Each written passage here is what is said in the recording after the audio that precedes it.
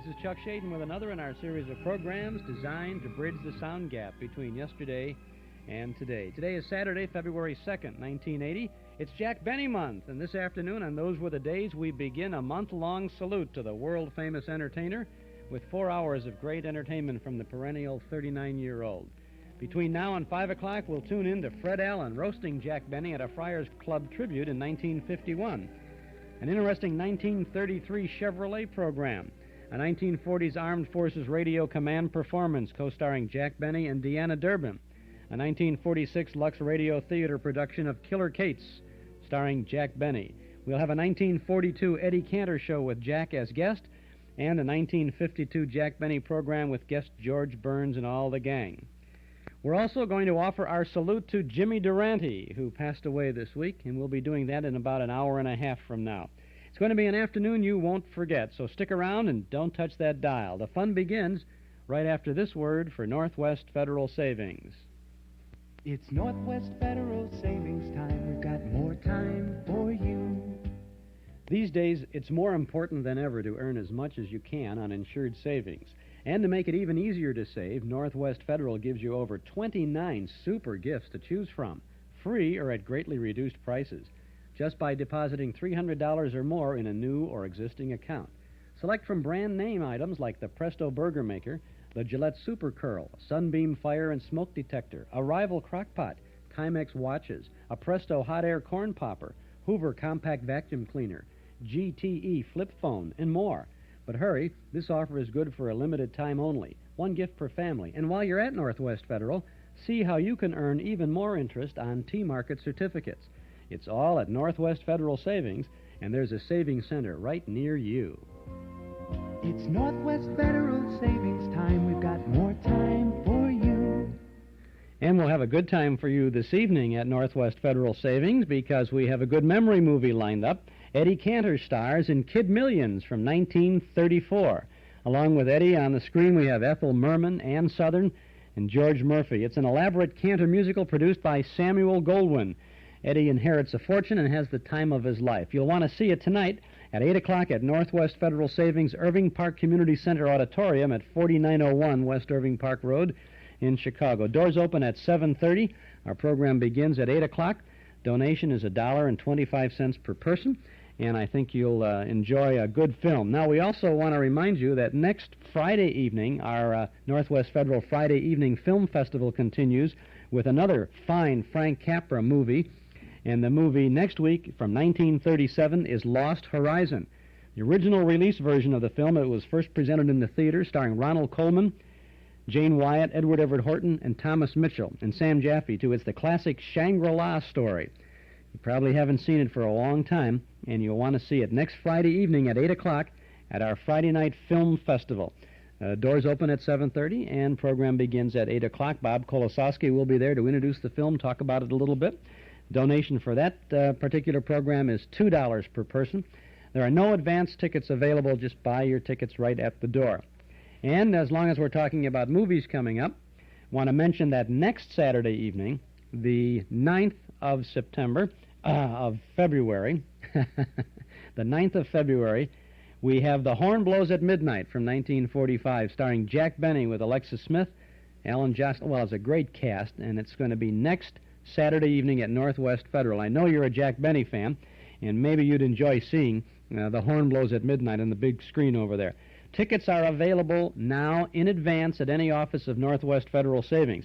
Donation for The Horn Blows at Midnight will be $2 per person, with all proceeds going to recognized charities. We'll also have a Phil Harris short subject called Double or Nothing, plus a newsreel. So I think you're going to have a good time next Saturday night, the 9th of February, for The Horn Blows at Midnight, starring Jack Benny. Tonight, as I mentioned, is Kid Millions from 1934 with Eddie Cantor. We'll be telling you more about this as we roll along our salute to Jack Benny this afternoon. Speaking of salutes, we know that we had a lot of sadness this last week as we lost one of the greatest entertainers of all time, Jimmy Durante.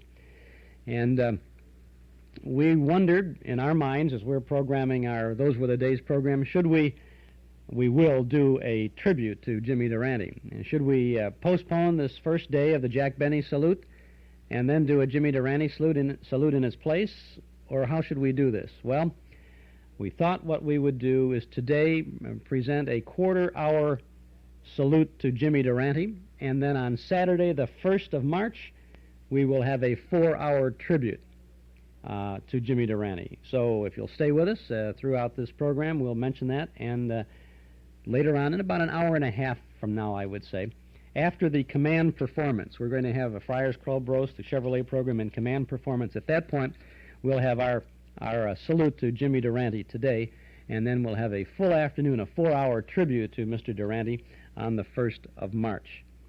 But now, since this is Jack Benny month, and we're here with one of the greatest 39-year-olds of all time, we want to go back. We're going to roll back the clock some 29 years to 1951 on the occasion of Jack's 20th anniversary in radio. The Friar's Club was having a roast for Jack Benny, and Fred Allen was at the microphone. It is customary, I know, for a speaker to make a few flattering remarks about the guest of honor. I know him from the performer's side for many years. I first met Mr. Benny many years ago in Vaudeville. I was playing Centralia, Illinois, the big house. And Mr. Benny was appearing at a small theater in a suburb of Centralia.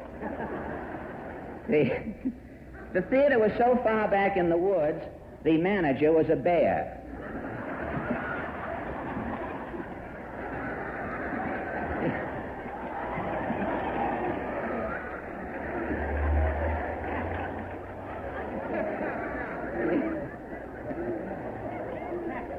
He used to pay the acts off in honey. It's the only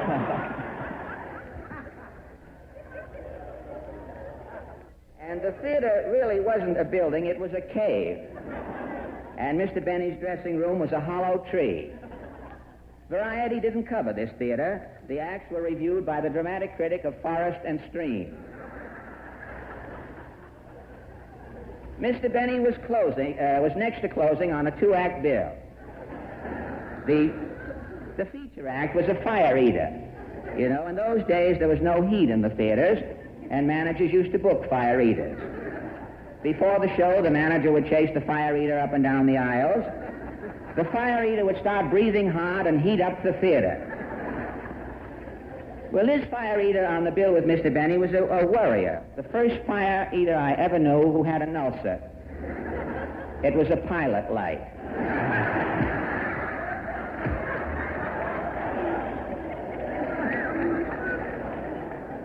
Well, Mr. Benny's act, as I recall, in those days, was rather unique. He worked as a gypsy. And after the show, he would sit in the lobby with his gypsy robes on and tell fortunes. As the act opened, the stage was dark, and Mr. Benny would come on playing glowworm on his violin with a neon bow. During his rendition, Mr. Benny hit so many clinkers that he had to stoke his violin after each number. Mr. Benny was the only violinist. After you heard him play, you felt that the strings would sound better if they were back in the cat.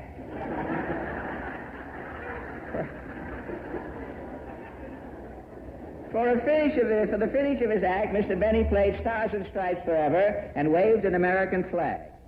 After his first bow, he also waved the Union Jack, in case there was an Englishman in the audience. In those days, Mr. Benny had no suitcase. When he left town, he would take the strings off his violin and use them to tie up his wardrobe.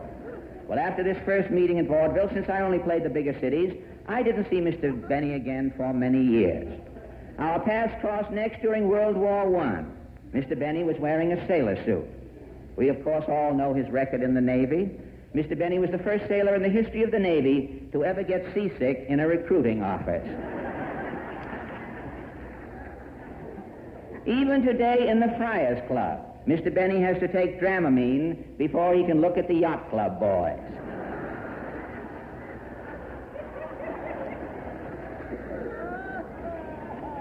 When Sailor Jack finally got on his first battleship, he thought every deck was the poop deck. They were giving it to him all over the boat. But after the war, Mr. Benny had some lean years. He used to lean against the front of the palace and wonder if he would ever get inside. Things got so bad when he practiced his violin, he was using his dandruff for rosin.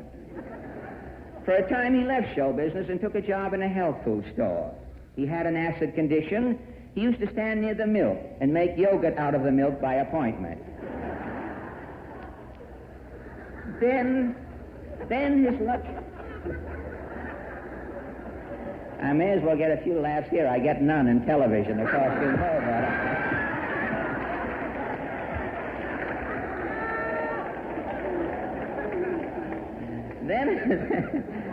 Then his luck changed. Mr. Benny married, and his wife was so clever, he was able to get back into show business.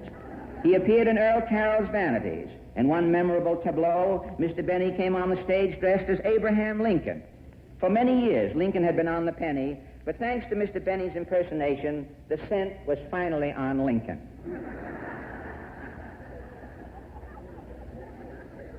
Well, Mr. Benny's record speaks for itself. He was in vaudeville until 1930 when vaudeville died. He appeared in Broadway shows and the theater declined. He went into motion pictures and the industry collapsed. He has been in radio, and radio is slowly disintegrating. This summer he went to Korea, and instantly the Communist Army agreed to discuss peace terms. After killing vaudeville, ruining the theater, causing the decline of the motion picture and radio, Mr. Benny has at last gone into television. Television may as well pucker its screen, for it is about to receive the kiss of death. But I have only been joking in a mild way, ladies and gentlemen. Jack is, as I know and we all know, the best-liked man in show business today. And if our country was only fortunate enough to enjoy the status Jack enjoys, our country, too, would not have an enemy in the world. On this note, I close, ladies and gentlemen. There is only one friar living who would travel 3,000 miles across the country to get a free meal, and he is your guest of honor tonight.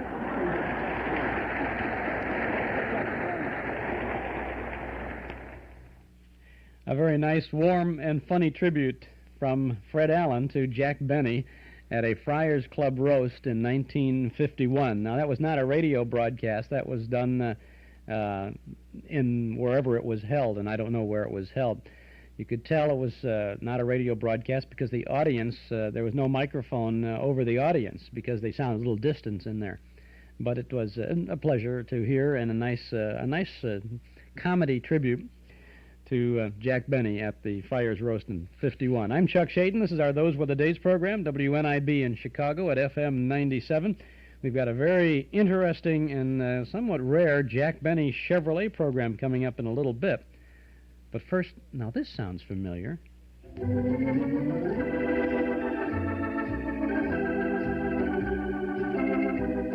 Ah, yes, just in time for Jack Benny Month, from the Metro-Goldwyn Memory Shops, we have a Jack Benny ceramic drinking mug for you. That's right, whether you're a coffee hound, a teetotaler, or a milk and cookie dunker, you'll want to have this very special Jack Benny souvenir for your very own. It features a very good likeness of Jack in his familiar arms-crossed pose, looking right at you and saying, "Coffee isn't cheap." This brand-new, first-quality ceramic mug was created especially for us, and it's available exclusively at our Metro-Goldwyn Memory Shops for only $5. Get yours now and have a drink with your radio favorite anytime you choose. Visit our Metro-Goldwyn Memory Shops in Chicago at 5941 West Irving Park Road, just east of Dempster, or just east of Austin, or in Morton Grove at 9004 Waukegan Road, just 2 blocks north of Dempster. We're open 7 days a week from 11 in the morning until 5 in the afternoon, and the Irving Park shop remains open until 7:30 every Saturday evening, so you can stop in on your way to the memory movie at Northwest Federal. Use your MasterCharge or Visa card to get the Jack Benny ceramic mug and get it for yourself or as a great gift idea. Remember, Valentine's Day is coming, and wouldn't your sweetheart like to have a nice Jack Benny mug? And you can use it as a planter as well. Don't forget, we have hundreds of old-time radio shows available on LP record, cassette, and 8-track tape, as well as books and magazines about the stars and days gone by.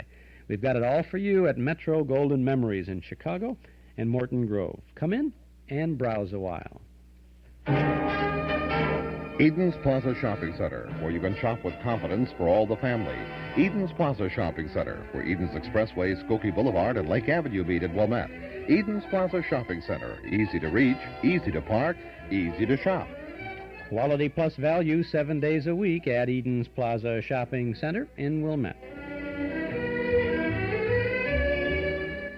I'm Chuck Shaden. This is Those Were the Days. You're tuned to the first Saturday in Jack Benny month, the month of February. And if Jack were alive, he'd be celebrating his 39th birthday this month on St. Valentine's Day. So we're going to celebrate all month long on Saturdays with some good programs. Really have an interesting program for you now. In terms of straight comedy, it's pretty corny. It's not the best quality show that we've ever played. In fact, it's rather poor quality. The broadcast was transcribed originally from what appears to be 10 or 12-inch discs. Might have been done from a home recording because there's a variation in the sound quality as it goes from one disc to the next. But it's a rare show because this is a Jack Benny Chevrolet program from June 23rd of 1933. 1933, in the heart of the Depression, Jack Benny on the radio. It was the last show of his season, of his 1932-33 season. He was on the air on a Friday night from 10 o'clock till 10:30 Eastern Time on the Red network of the National Broadcasting Company. His sponsor is Chevrolet, and this is one of the most topical radio shows I've ever heard. It's a different kind of a Jack Benny than we know from his broadcast in the late 40s or the 1950s. Not situation comedy at all. Jack is a kind of a stand-up comedian, rather brash. He is commenting an awful lot on the contemporary scene. Now, if you were around in 1933 and you were old enough to be aware of things that were happening in the country, you would know that Franklin Delano Roosevelt was in the White House early in 33 or 33 here. We still had Prohibition in effect, and the Depression was at a very low point. So, or it might be at a high point, for depending on how you look at it. But Jack Benny and his cast here are commenting on the contemporary scene back in 1933. I think you'll like listening to this show. And if you're an old-timer and you really were in your 20s or 30s back in 1933, you'll have some special feelings, I think, as you listen to this and recognize some of the names of some of the people that he's talking about. Again, as I said, the quality is not as good. Normally we would say, no, we're not going to play this kind of a show from the sound quality. But it's Jack Benny month, and this is a 1933 Jack Benny program, and so we want to share it with you. It's a good one. Let's listen now to the first part of the Chevrolet program starring Jack Benny. Chevrolet program starring Jack Benny and Frank Black's Orchestra.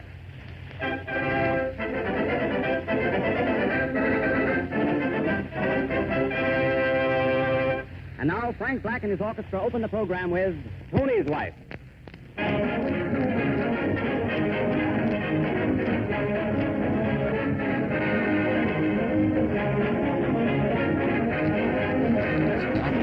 Sally Field, David Steinberg.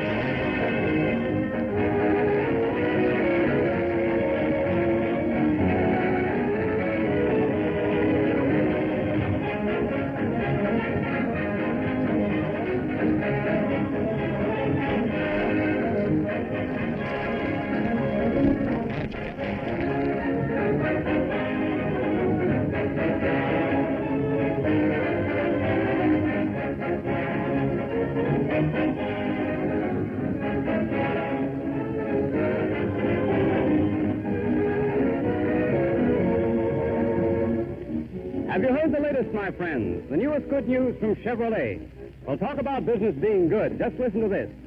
Instead of sales going down, as car sales usually do at the end of the spring selling season, Chevrolet sales are still going up and up, way ahead of the same period in May, way ahead of the sales a year ago.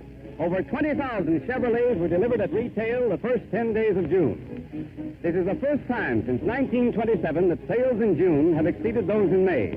Every minute, night and day, someone is buying a Chevrolet. Well, ladies and gentlemen, it's the same old story, isn't it? You just can't keep the best car from leading, especially when that car has a Fisher hardwood and steel body, Fisher no-draft ventilation, a starterator, synchro mesh, freewheeling, the most economical engine in a low-priced car, and especially when it sells for as little as $445 FOB factory.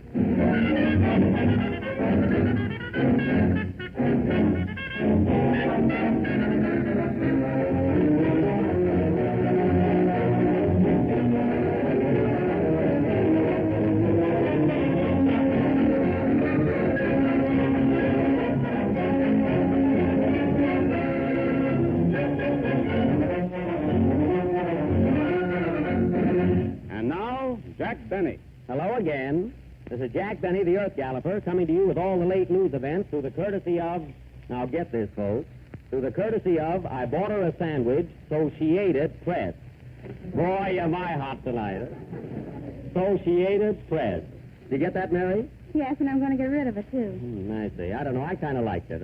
So She Ate It Press. Get it, Melton? No, what is it? It's a joke. Oh, pardon me.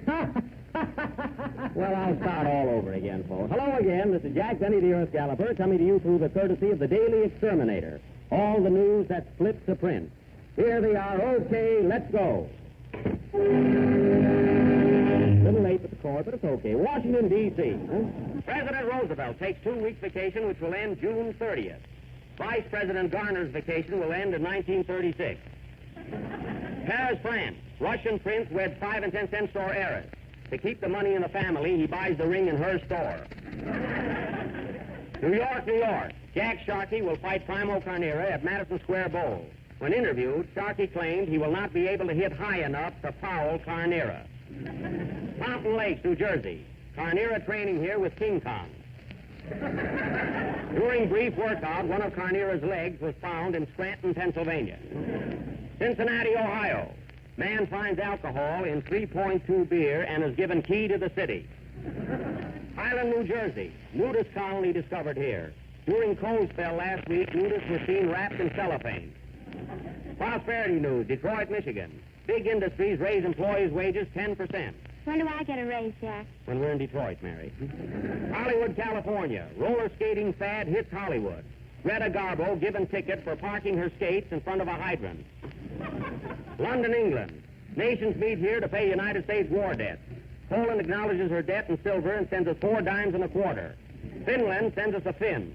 Belgium gives us 2 brass rings from a merry-go-round. And France gives us Chevalier. And Chevrolet gives you the biggest value for your money in the low-price field. But, Howard... That's nothing. The Chevrolet has the Fisher no draft. I know that, Howard. I know and that. And every 40 seconds of the day, someone buys a Chevrolet. Play, boys, play. There's no use arguing with Howard.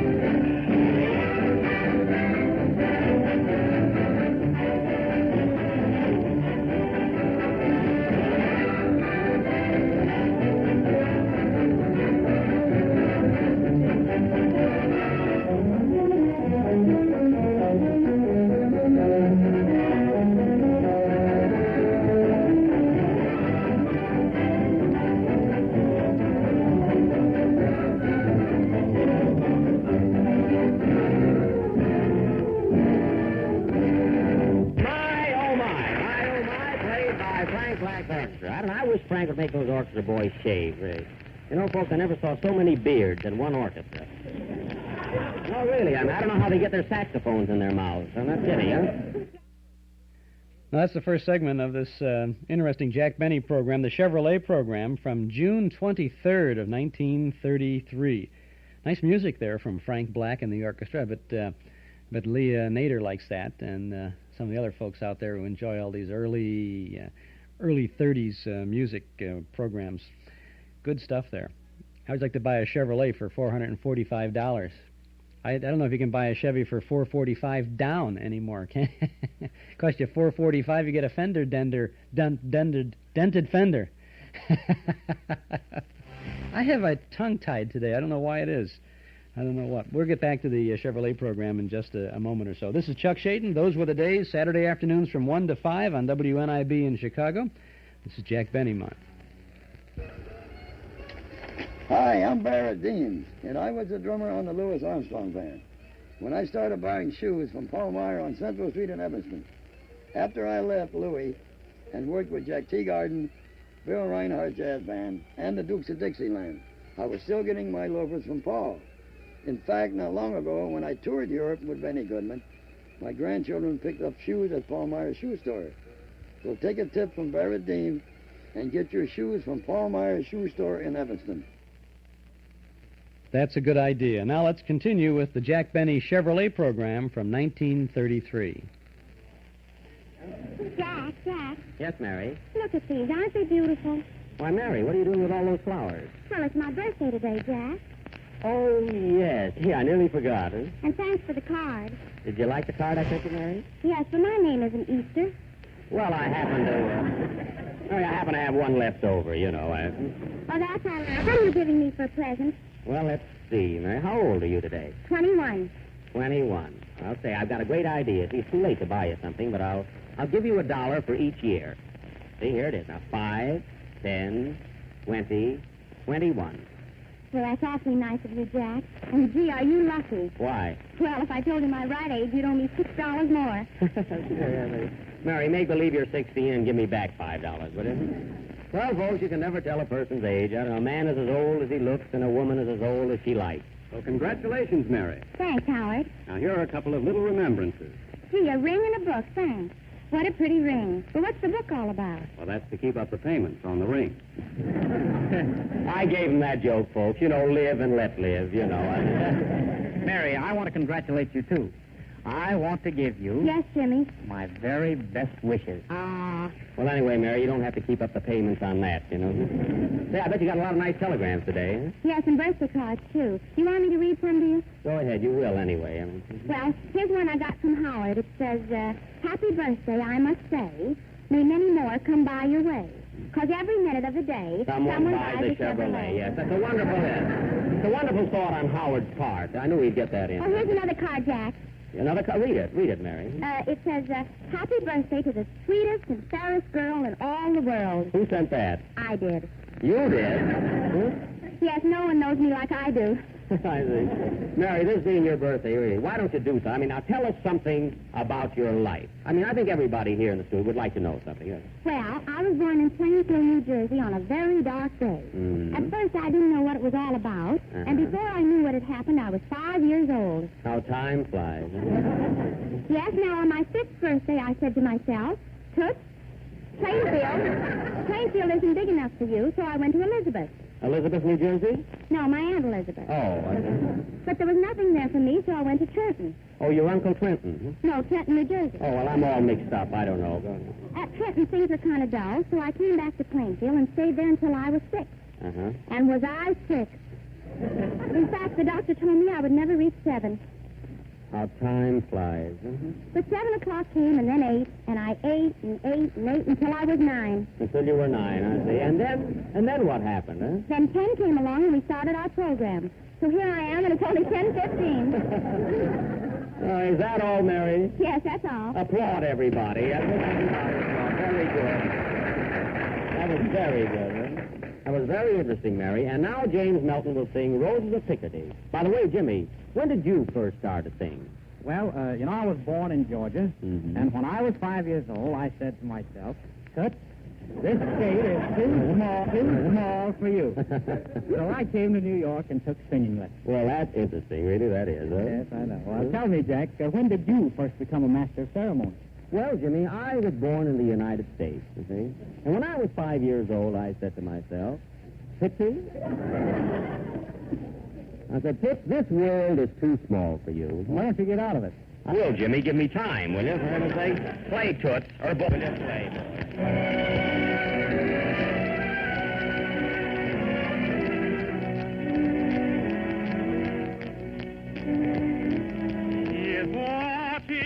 by the poplar, falling earth with the sea blue eye. He is watching and longing and waiting, where the long white road will lie, and the song turns in the silence as the wind in the boughs above.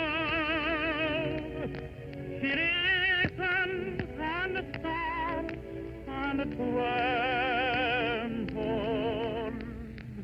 Is the first little song of love. Roses are shining in Picardy in the hush of the silver dew. Roses are flowering in Picardy, but there's never a rose like you. And the roses will die with the summertime, and the roads may be far apart. But there's one rose that dies not in Picardy. Is the rose that I keep in my heart.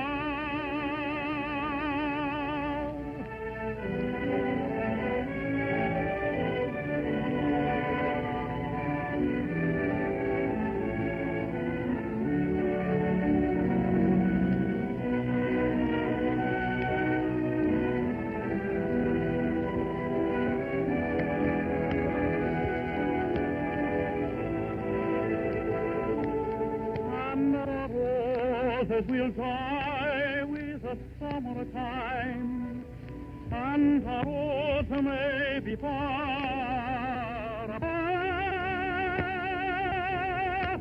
For there is one rose that dies not in Picardy. Is the I keep in my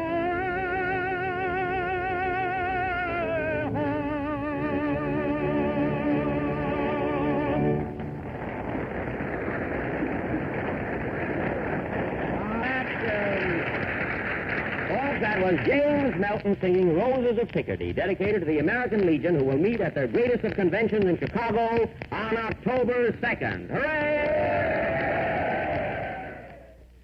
Hooray for the American Legion, Jack Benny. They're going to meet in Chicago on October the 2nd, or early October there of 1933, he said, and left a lot of destruction in their wake, no doubt. Huh? American Legion Convention. Probably met at the Drake Hotel, right? Or the Stevens. Who knows? Could have been. Maybe there's a Legionnaire out there who would be able to remember convention. Man, a guy went to the Legion Convention in 33 and is still lives to tell about it. That could be pretty dandy. James Melton, one of a number of tenors that Jack Benny employed on his program over the year. We'll get back to the last segment of the Benny program in just a second. Sony offers just about the best color TV you can buy these days. Sony Trinitron television is about as close as you can come to trouble-free TV viewing. That sharp, crisp Sony picture is the best TV around, and though your Sony will probably cost more than most conventional TV sets, when you figure it out, Sony is really your best TV buy. See Sony Television at Townhouse TV and Appliances, 7243 Touhy Avenue, just west of Harlem. Open Monday, Thursday, and Friday nights till 9, Saturday until 5. Hurry and save. It's Magic Kiss 2-for-1 cleaning sale time. Have 2 rugs, 2 rooms of carpeting, or 2 pieces of furniture cleaned. You pay only for the larger of the 2. This sale is not limited to 2 items. Have as many rugs, pieces of furniture, or rooms of carpeting cleaned as you like. Have a 9x12 domestic rug cleaned for $32.65 and up. Have the second 9x12 domestic rug cleaned free. With the 2-for-1 sale on, you save $32.65. You can earn a 20% discount for cash and carry when you bring in your rugs to 750 South Cicero Avenue or 12100 South Western Avenue, Blue Island. Mondays through Fridays, 8 until 6, Saturdays until 4. Magic Kiss welcomes Visa and MasterCharge, too. Remember, it's Magic Kiss 2-for-1 cleaning sale time. Hurry and save. For pickup and delivery or for in-home cleaning, call Magic Kiss 378-8600. That's 378-8600. Complete takedown, clean, and rehang drapery service available at a 20% discount.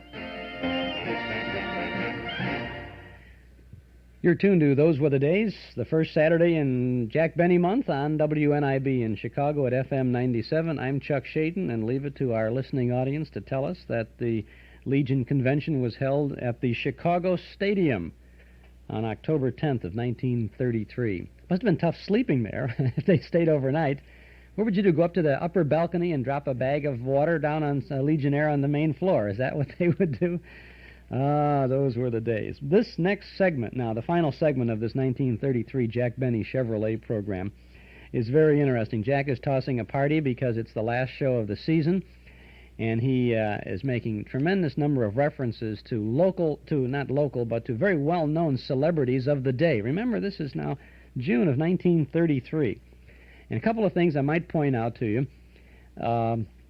Clark Gable, of course, was getting bigger and bigger in those days as a star. And, of course, he was noted for his somewhat protruding ears, right? As Crosby was also about that same time. Gable was also going with Joan Crawford at the time. Marlene Dietrich was causing a furor in the fashion world because she was wearing pants. She was wearing those slack outfits, which women had not worn before, and was becoming very glamorous for it. And politician Al Smith was noted for, among other things, his pronunciation of the word radio. He used to say radio. Now listen to all of those little things as they pop up in the last segment of the Jack Benny Chevrolet program from June 23rd of 1933.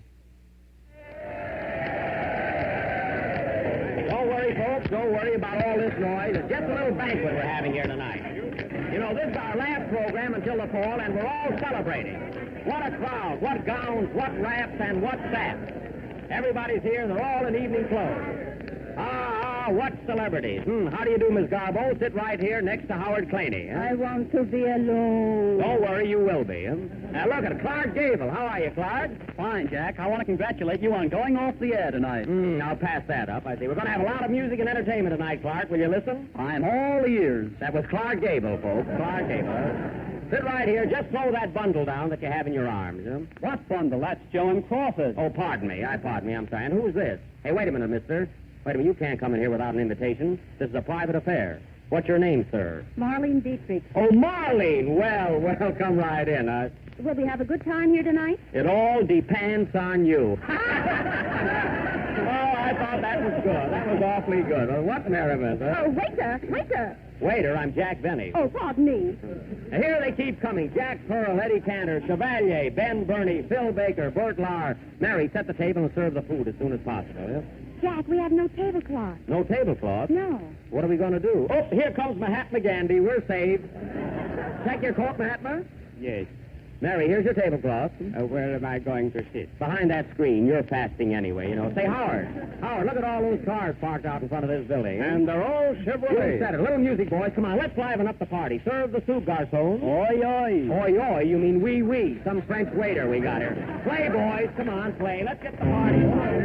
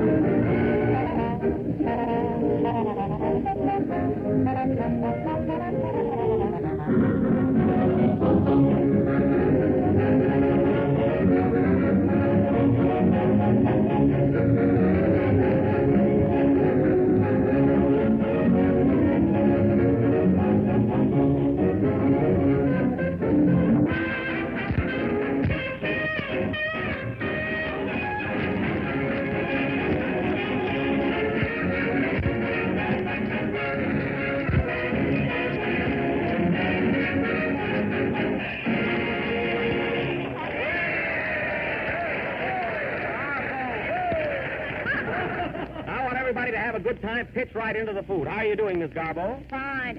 Thank you. Stay here. Well, that's a compliment, huh? What did you order, Mr. Chevalier? I ordered a steak a long time ago. Get it. How would you like your steak? Not today, not tomorrow, but right now. How about a song, Maurice?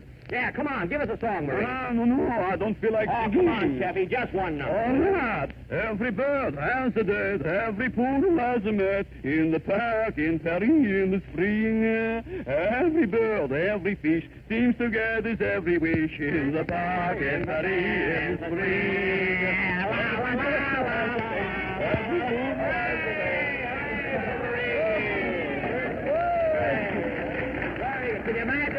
Can you imagine, folks, every minute of the day someone falls for Chevalier.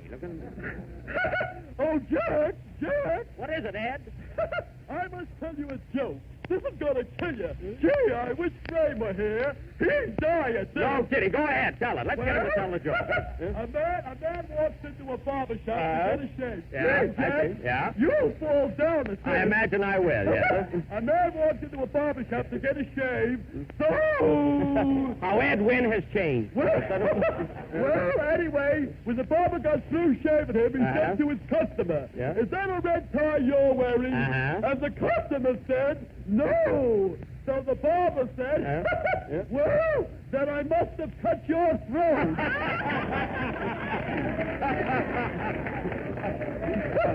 I know you wouldn't get it. Oh, Oh, Mr. Binney. What will I serve now? serve the breaded veal chops, Bridget. Huh? We have no beer chops. Well, then just serve the bread, you know. And anyway, I think we ought to have a little entertainment. What do you Let's say? hear from Mary Livingstone. That's right, a few words from Mary. Come on, Mary, say something. What do you think? Come on, Mary, will you? Mary Livingstone. Just make a little speech, you know. Well, I was born in Plainfield, New Jersey on a very dark day. When I was 5 years old, I said to myself, Toots. And now that we've heard from Mary Livingstone, let's hear from that great artist sitting right here at this table, Freddie Allen. Hooray! Get Freddie Allen. Huh? Come on, what do you got to say, Freddie? Hello, folks. All I want to say is that I'm enjoying the banquet here tonight very much. It was only a one-course dinner. Then all I have at night is coffee anyway. But as you have no coffee, we're all even. Say, Freddie, didn't Walter Winchell show up tonight? Sure, there he is, sitting over there in the corner. Well, let's hear from that great psychic, a man that gives you past performances of lovers the same as you get on horses. The one and only Walter Winchell. Okay, Walter. Okay, America, let's go. Flash. There's no truth to report that Dickie Moore is that way about lollipops. When grilled, he said it was ice cream cones, and they will be melted in June. Flash, you can sit right down any time now, Walter. I get it. This is Mrs. Winchell's little boy, Walter, signing off. Hello, little boy. Steve, why don't you come up? You know why. Why? Because potatoes are cheaper and cribs are much cheaper. Oh, no. Now, wait a minute. Now, you Winchell or Candor? Who are you? Oh, it makes no difference to me. I can do them all. Quiet, you're crabbing the program. Mr. Binney, what do you want me to serve now? The strawberry shortcake. Sure, and we have no strawberry shortcake. Well, what have you got in the kitchen? Roaches. Well, never mind. I'll tell a story. It's a fine thing to bring up at a banquet. That's certainly swell, eh? Hey, Jack, how about a word or two from Al Smith? Al Smith, that's right. Come on. Okay, Al Smith. Mr. Chairman, all I can say is that I'm having a great time up here tonight, and I'm glad that I was invited. I've been listening to the radio for a long time, and I'm happy to be here on this radio program because I like the radio. Well, Al, wait a minute.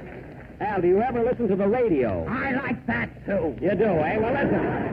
What do you think of the Chevrolet? It's the finest car on the market. Well, don't get sore about it. What's the idea? I mean, just say so, you know. No, I wouldn't get angry. Say, how about a song? How about a song for Rudy Valley? That's right, Al. Let's hear it right from Rudy Valley, certainly. Rudy Valley. Hey, we want Valley. Rudy Valley. Hey. All right. I owe everybody. What's that? I owe everybody. What, with your salary? Oh, Rudy, I'm surprised. I owe everybody. This is Rudy Valley contradicting Horace Greeley. Greeley said, "Go west, young man," but I must rave about the east. Our guest star tonight will be yours truly singing, "Your time is my time." Your time is my time. Your time is my time. There's no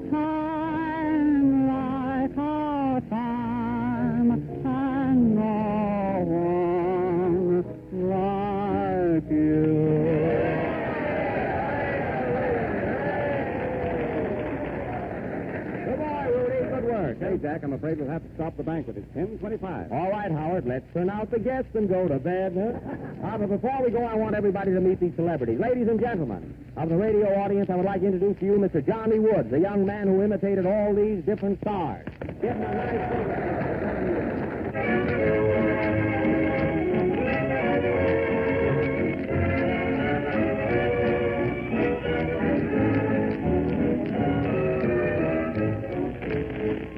A century of progress exposition. Ladies and gentlemen, it's off to a grand and glorious start. Everybody's excited about it, talking about it, planning and figuring how and when to go. And nearly every person who's been to Chicago comes back with the same enthusiastic story. Chevrolet has stolen the whole show. That perfectly amazing World's Fair factory of Chevrolets, in which cars are built right before your eyes, is a fascinating sight. It's the highest of all the high spots in 3 miles and a half of thrills.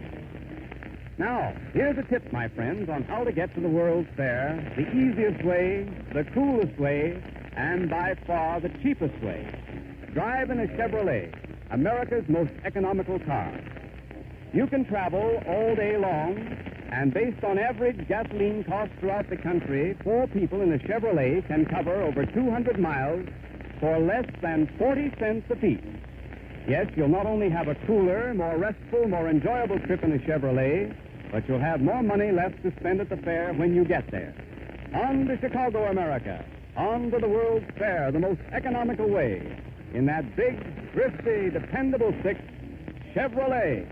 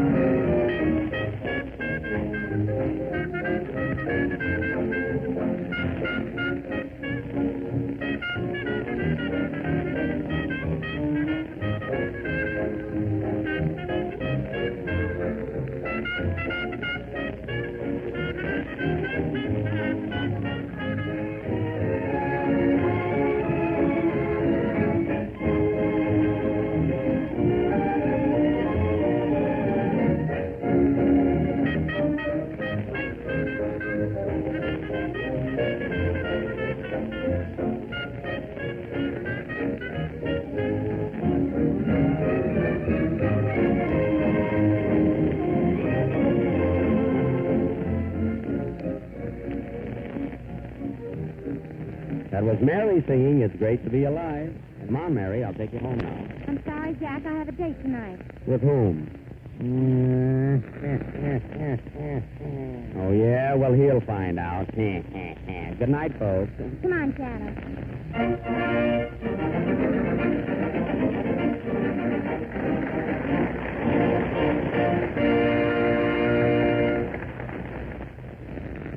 In the Park is from The Gold Diggers of 1933, and It's Great to Be Alive is from Strike Me Pink.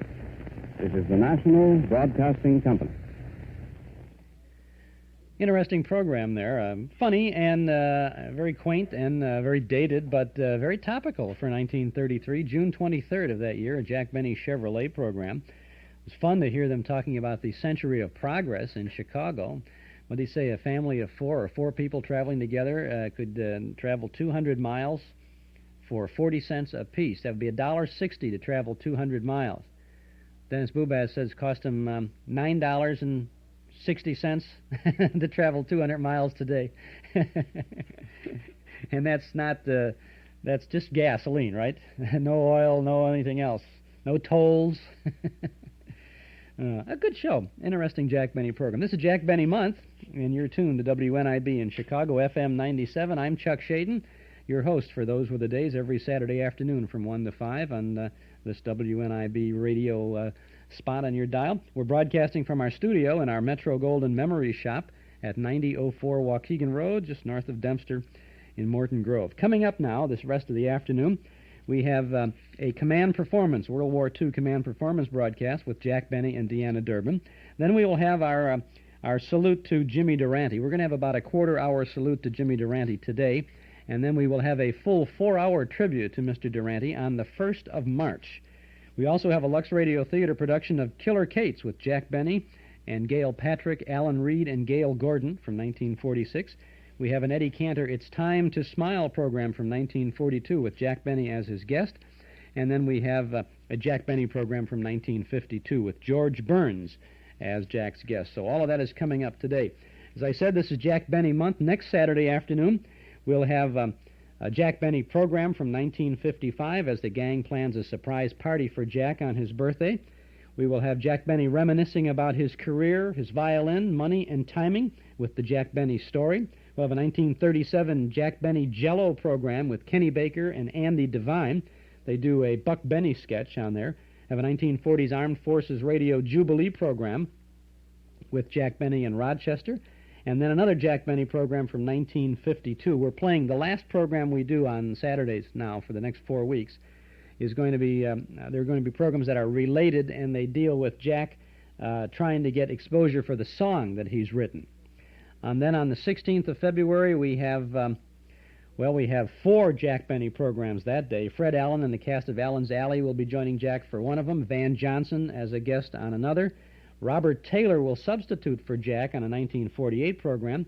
And then we'll have the third program in the Jack song sequence. Along with that, we have a mail call program with Jack Benny as the host of the program, and we'll be interviewing Mel Blanc. And we also have an Eddie Cantor show with Jack Benny as a guest. And then on the 23rd of February, more Jack Benny with an appearance on the Campbell Playhouse in 1940 in the Broadway comedy June Moon. We have the 1944 Academy Awards presentation with Jack as the host for the 43 Oscar Awards ceremonies from the stage of Grauman's Chinese Theater, and a couple of more Jack Benny programs. So it's a wonderful month of Jack Benny. And then on the 1st of March, we will have our 4-hour tribute to Jimmy Durante.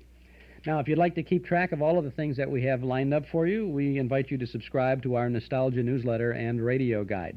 Eddie Cantor is on the cover of our newsletter for February, and that's just the first page of the good reading and good information you'll find in our little publication. A 1-year subscription, now that's 10 issues, is only $7, and you can subscribe right now when you call our studio here at 965-7763. That's 965-7763. The February issue features reprint articles about Fibber McGee and Molly's 5th anniversary on the air for Johnson's Wax, about Cecil B. DeMille and the Lux Radio Theater, and about Glenn Miller. Plus, you'll find a couple of antique advertisements from Bob Prolongo's Everyday Almanac. Subscribe right now. Call 965-7763.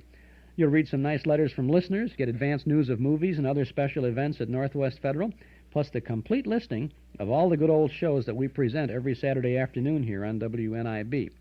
You'll find original broadcast dates, the names of stars and other cast members, network and sponsor identification, a word or two about the content of the program, the order in which we play the vintage programs, and even the length of each segment, so that if you're a tapeworm, if you're taping shows for your own collection, you'll be able to find it easy to do so. Call 965-7763.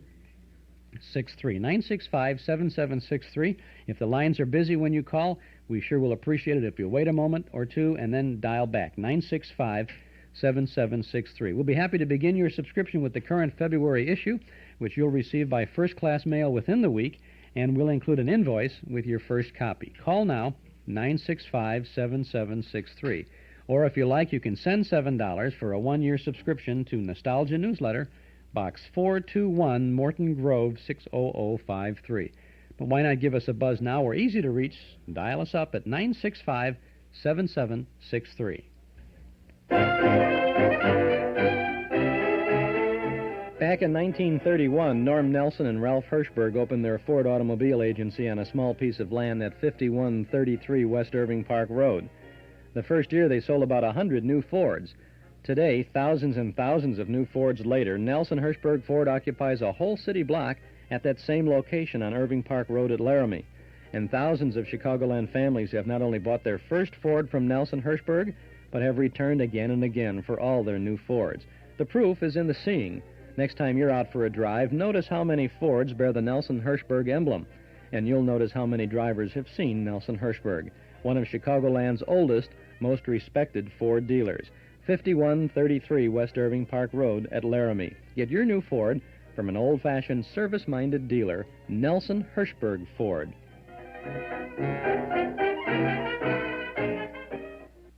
You're tuned to Jack Benny Month on Those Were the Days, WNIB in Chicago at FM 97. I'm Chuck Shaden. Before we tune into Command Performance, I have one last comment about the Chevrolet program. We got a call from listener John Mickey, who said that he was a kid. He remembers that his father went to the Legion Convention in 1933 at the Chicago Stadium. And he says it's a big thing. They really absolutely remember it because his father came home, and they laughed and laughed about this, a family thing forever. He said the Legionnaires, in their joy of life at this convention on Michigan Avenue, captured one of Chicago's finest. They captured a Chicago mounted policeman. Remember they had the policeman on horseback at the time? The conventioneers, the Legionnaires, they got one of these mounted policemen, and they undressed him. And they sat him back up on his horse in his underwear. The cop, not the horse, had the underwear on. And then they sent him riding down Michigan Avenue. And it was one of those harmless Legion pranks, right? Those sons of the desert, I'll tell you. Can't you imagine Stan and Ollie? Those were the days. Now we're going to continue with more Jack Benny as we go back to this Armed Forces Radio Service recording from World War II years. This is Command Performance. Deanna Durbin and Jack Benny are the co-hosts for the show. Don Wilson's the announcer. You'll find people like Martha Tilton, James Cagney, Ginger Rogers, Tommy Dorsey, Ziggy Elman, Lionel Hampton, Les Paul, and Buddy Rich on this show. Let's stand up and salute for Command Performance.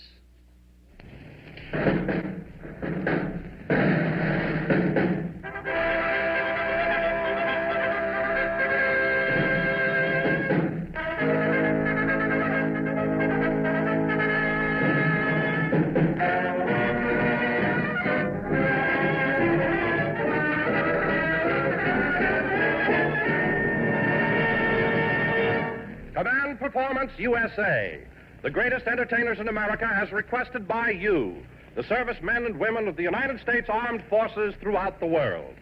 Command Performance, presented this week and every week till it's over there.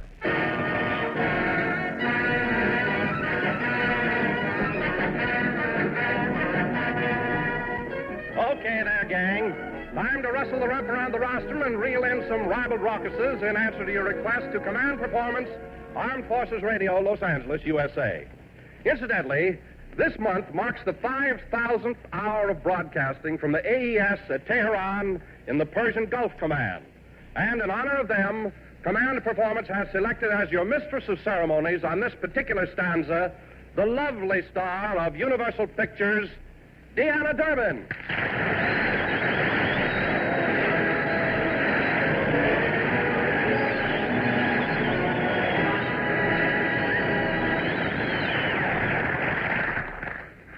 Thank you, Don Wilson, and hi, fellas. Pardon me, Deanna. What is it, Don? Well, Deanna, I hate to bother you, but something has just come up, and I think you ought to know about it. Really? Yes, you know, Jack Benny's on the program tonight. Yes, but not till later in the show. Well, he didn't understand it that way. You see, he's been a master of ceremonies so long, he assumed he was going to run things tonight.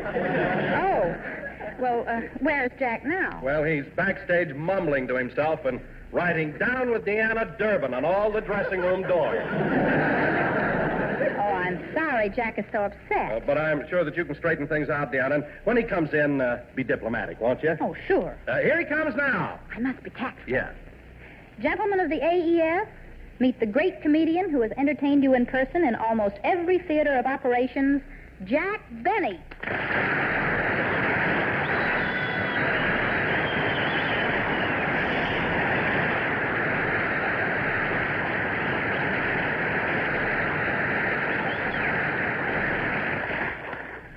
Thanks, folks. Hi, fellas.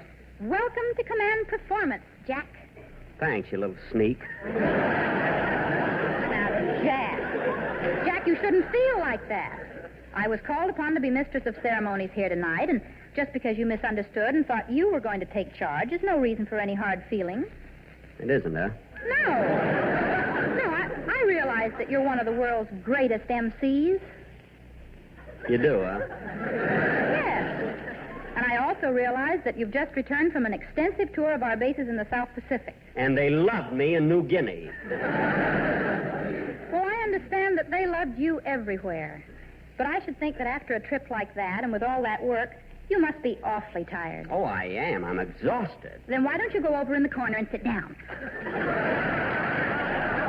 Now, just a minute. I'm not that weak, young lady. Besides, if you think I came all the way down here just to sit in the corner, you've got another thing coming. Tell you, I don't know what's happening to all the young girls nowadays. Well, naturally, you don't get around them much.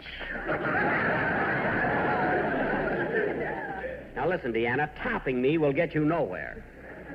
If you want to be mistress of ceremonies, run the show. It's all yours, Miss Durhin. Thank you, Mr. Benny. As you know, on these command performances, we aim to answer all the mail that comes our way. One of the names we come across over and over again is Martha Tilton. And since her recent tour to the South Pacific, that mail has really piled up. So now... You see, the mail has really piled up. I mean, there's no cleverness there. Jack, please. You need vaudeville training to introduce people right. All right, Jack. I'm willing to learn. How would you make the introduction? Well, I'd try to use a little ingenuity. I'd say something like, a funny thing happened to me on the way to the studio.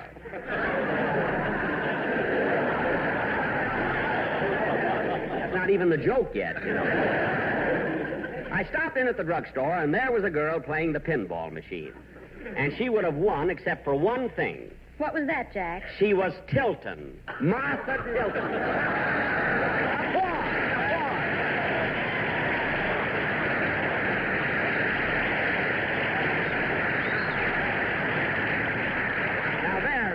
There's an introduction. Don't you think so, Deanna? Well, you could never throw your brain out of joint thinking of it, but it was all right. I thought it was dynamite. How about you, Martha? Well... Now, there's a girl who knows. Gee, Martha, you're looking swell. Well, thanks, Jack. You know, I haven't seen you since we both got back from the South Pacific. What's the good word? It's still no.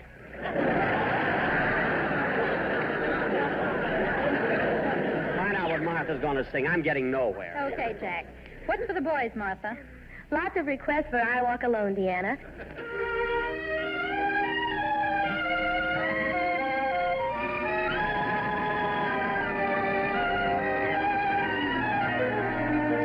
I walk alone because to tell you the truth, I'll be lonely.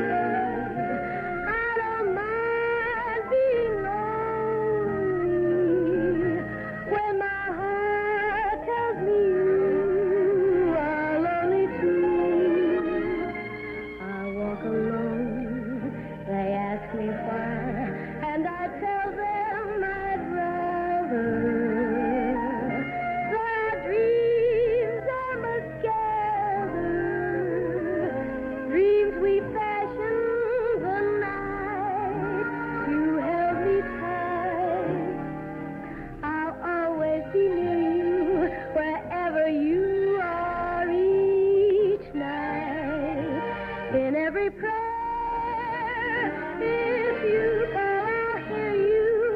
No matter how far, just close your eyes and I'll be there. Please walk alone and send your love and your kisses to guide me. Till you're walking beside me, I'll walk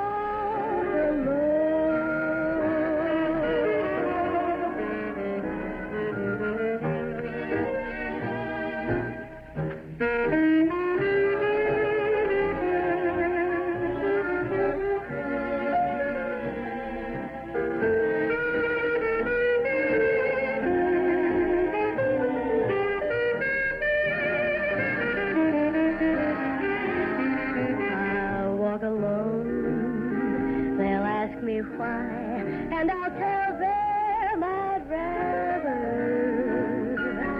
Their dreams I must gather, dreams we fashioned the night you held me tight. I'll always be with you, no matter how far each night. In every prayer, if you call, I'll hear you.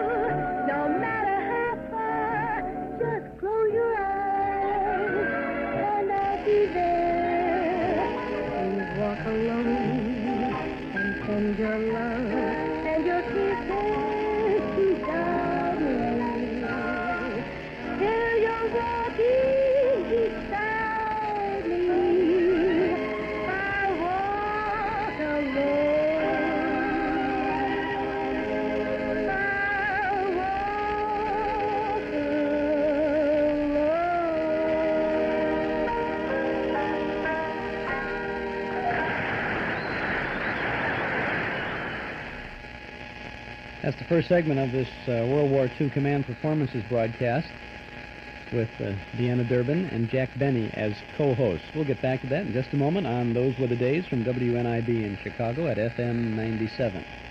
The fine family of Paterno offers you a selection of fine wines from the vineyards of the world, from California to France, from Italy to Portugal. You'll find the Paterno wine cellar stocked with the widest selection of wines from all the best places.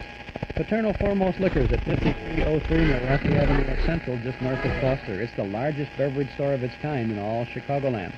A visit to the Paterno wine cellar is an experience you won't forget, and you'll return often to keep your own wine cellar stocked.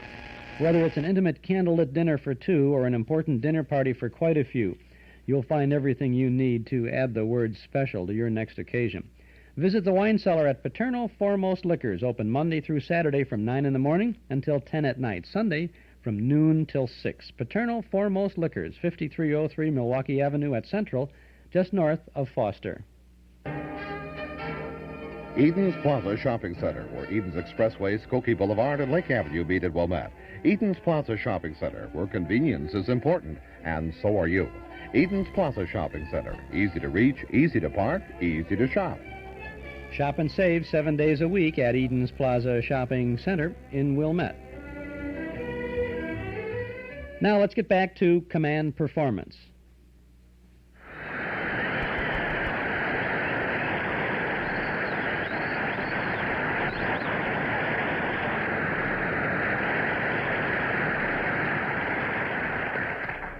I'd like to present to you now, and I do hope this introduction meets with Mr. Benny's approval, one of the finest instrumentalists and band leaders in the country. You know, folks, I was afraid I was going to be late tonight. Why, Deanna? Because when I got here, I couldn't open the door, see? Tommy Dorsey.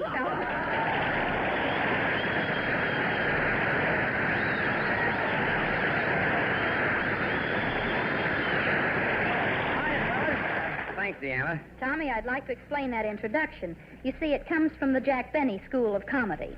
Jack Benny? I remember him. He used to be a very funny guy.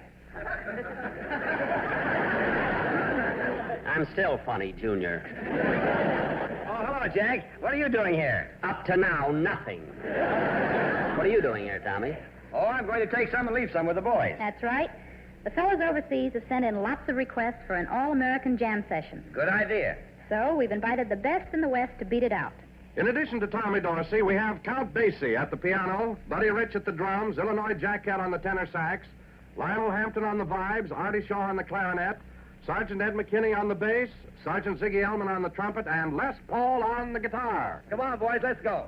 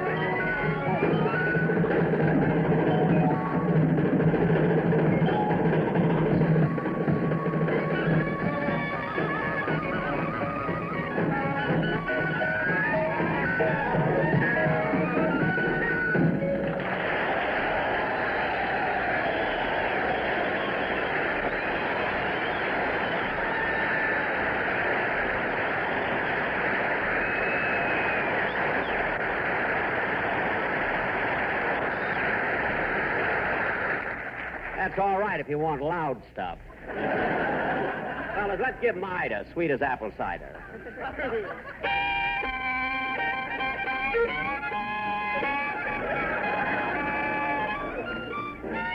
And now, fellas. Quiet.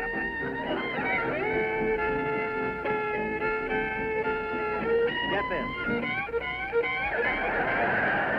Boy, am I hot.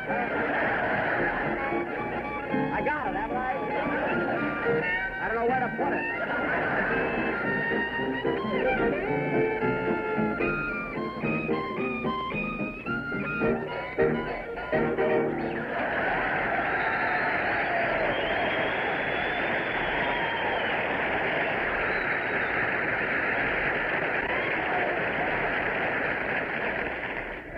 Thank you, Guy Lombardo.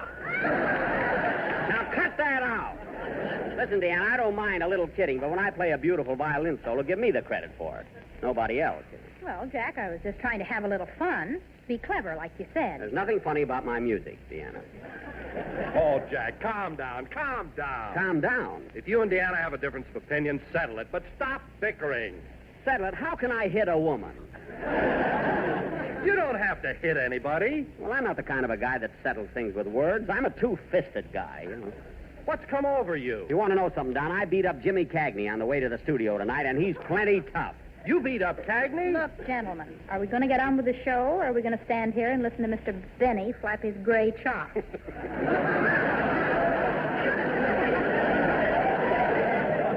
Oh, if you were only Cagney. Jack, stop dreaming. You wouldn't sneeze if Jimmy Cagney threw a handful of pepper in your face. No, I wouldn't, eh? Well, it just so happens that on the way down here tonight, Cagney bumped into my car, and that's all I needed, brother. Still sounds fantastic. That's all. Well, I'll tell you what. Ginger Rogers was driving along. She saw the accident. You call her up tomorrow and ask her. She'll tell you how tough I was. Well, we don't have to wait to call her tomorrow, Jack. It so happens she's standing in the wings right now. And she's going to have to stand there for about a minute, I guess, until we get back to this command performance broadcast from the World War II years of the 1940s. I'm Chuck Shaden. You're tuned to WNIB in Chicago at FM 97. This is Jack Benny month, and that's all we have, all the 4 Saturdays in February. Good Jack Benny material, though we will be having our salute to Jimmy Durante following this command performance broadcast. Frigidaire appliances, TV by Sony, Magnavox, and Quasar, stereo by Sony and Magnavox, Corning electric ranges, Crown and Hardwick gas ranges. Shop no further. Townhouse TV and Appliances has them all. Visit Townhouse and you'll be surprised at the selection and at the price. And that's not all. You'll get the Townhouse guarantee, guaranteed delivery on the day promised, guaranteed normal installation on all products delivered, removal of your old appliance to the basement, to the garage, or off the premises. And Townhouse also guarantees to remove all cartons and packing material as well. Townhouse means service, and you'll get it at 7243 Touhy Avenue, just west of Harlem. Townhouse TV and Appliances, open Monday, Thursday, and Friday nights till 9, Saturday until 5. All right, tapers, let's get back to command performance. Come on out, Ginger.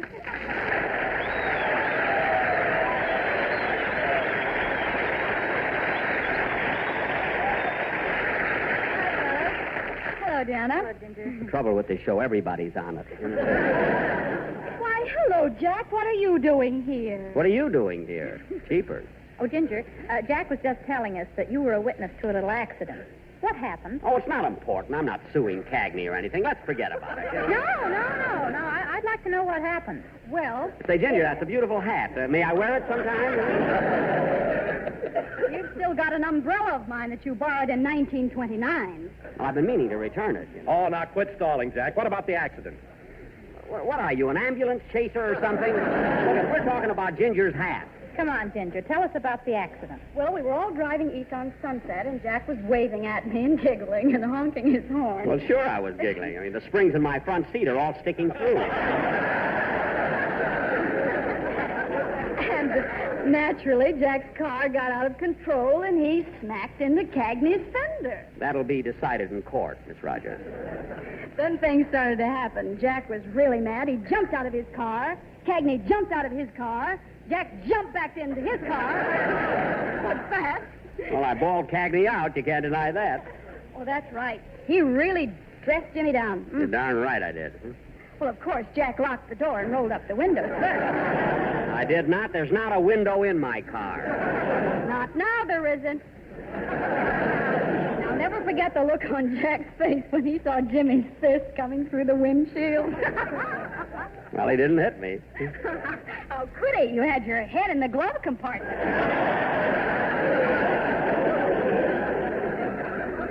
I was looking for my tear gas fountain pen. Lucky for Cagney, I didn't find it. Believe me, if he ever opens his mouth to me again, I'll fix his wagon. You will, huh? Yes.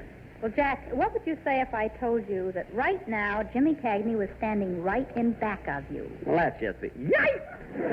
Jimmy Cagney, fellas.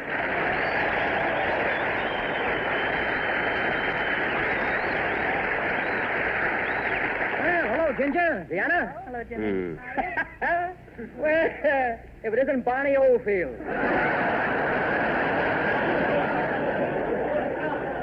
I know someplace I've got a laugh here. I don't know where it is. Listen, don't try to laugh it off, Cagney. You scratch my fender, it's going to cost you about $300 to have it touched up. Who's doing the painting for you, Rembrandt?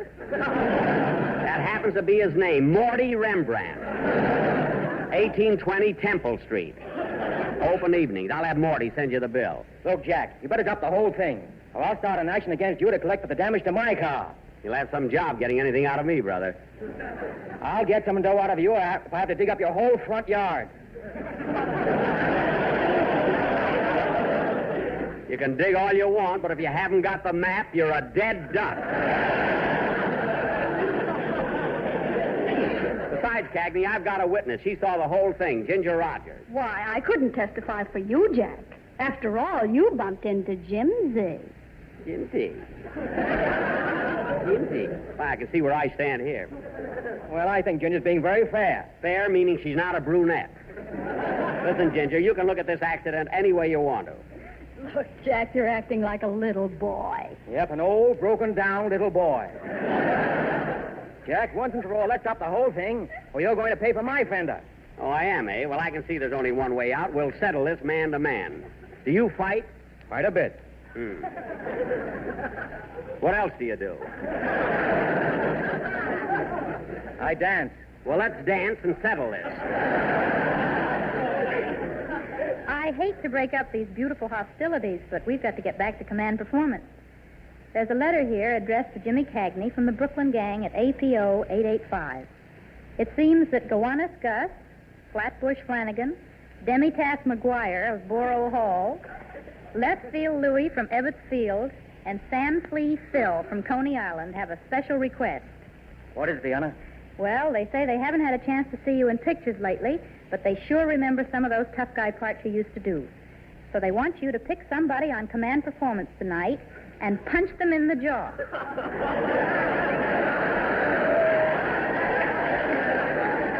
Well, let's see now. Who all's on the show?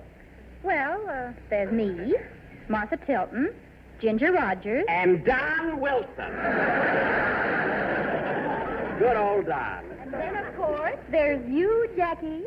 Now she gets friendly. Well, I'd like to oblige the boys from Brooklyn. It looks like you're it, Jackie. I'm game if you are. This was on the game end. Why can't I do the punching? I've been in some pretty tough pictures myself, you know. Brutal is the word. Don't evade the issue. Why can't I hit you? Because this is command performance, and we've got to answer the requests exactly as they come in. Very well. I'm ready. First, there's something I'd like to say. Gentlemen, I regret I have but one jaw to give to my country. Also, that you ever took your head out of that glove compartment. Please, Ginger, there's no time for levity. Go ahead, Jimmy, and remember, I'm not a kid anymore. Well, here goes. No, can't do it. I can't do it. Come on, you coward. Come on. Okay. Ow! Ow! Thank you, Jimmy Cagney. And will the gentleman who caught Mr. Benny's toupee kindly return it to the stage? Jack, are you all right? No, I'm not all right. You were supposed to fake that punch, Cagney, and you really let me have it. Now it's my turn, brother. Oh, take it easy, Jack. Take it easy. Take it easy, nothing. Put up your dukes. Now take that. And will the gentleman who caught Mr. Benny kindly return him to the stage?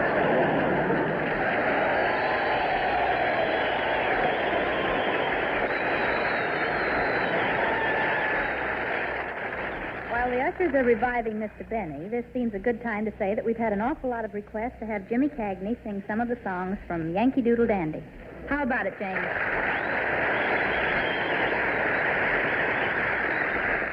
Very glad to, Deanna, very glad to. And incidentally, I want to thank all the fellows in the ETO who treated me so wonderfully when I was visiting them recently. I really got a great bang out of it, and that's no fooling. And for me to tell you that you're doing a great job is like telling Abbott and Costello who's on first. Anyhow, with a bow to George M. Cohan, here it is. You're a grand old flag, you're a high-flying flag, and forever in peace may you wave. You're the emblem of the land I love, the home of the free and the brave. Every heart beats true under red, white, and blue, where there's never a boast or a brag. What should old acquaintance be forgotten? Keep your eye on that grand old flag. I'm a Yankee Doodle dandy, Yankee Doodle do or die. A real-life nephew of my Uncle Sam, born on the 4th of July. I've got a Yankee Doodle sweetheart. She's my Yankee Doodle joy. Now, Yankee Doodle came to London just to ride the ponies. I am the Yankee Doodle boy.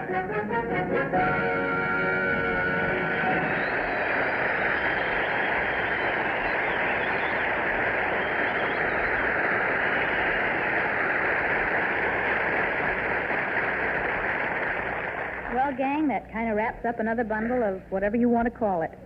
Incidentally, we'd like to hear from you if you have any extra special people or things you'd like to hear. We got that note from you guys down at the Atterbury Hotel in downtown Guadalcanal. And we got some ideas for you that we're sending along.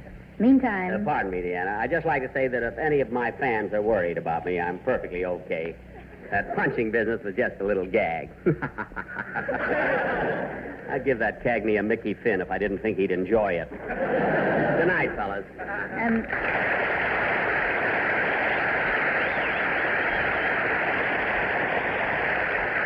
And this is Deanna Durbin saying, the best of the best from the USA. Good night.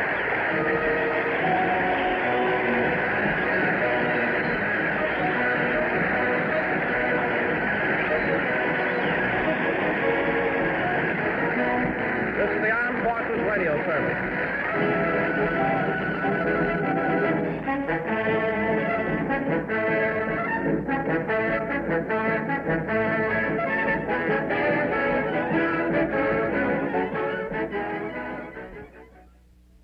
And there you have Command Performance, World War II broadcast from Armed Forces Radio. Deanna Durbin, Jack Benny, Jimmy Cagney, and all those great people entertaining the troops in those days and us on these days. This is Chuck Shaden on Those Were the Days, WNIB in Chicago at FM 97.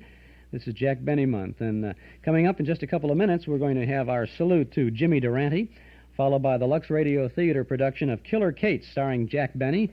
Then the Ipana Sal Hepatica program, It's Time to Smile, starring Eddie Cantor, with Eddie's guest, Jack Benny. And then a 1952 Jack Benny program with Jack's guest, George Burns.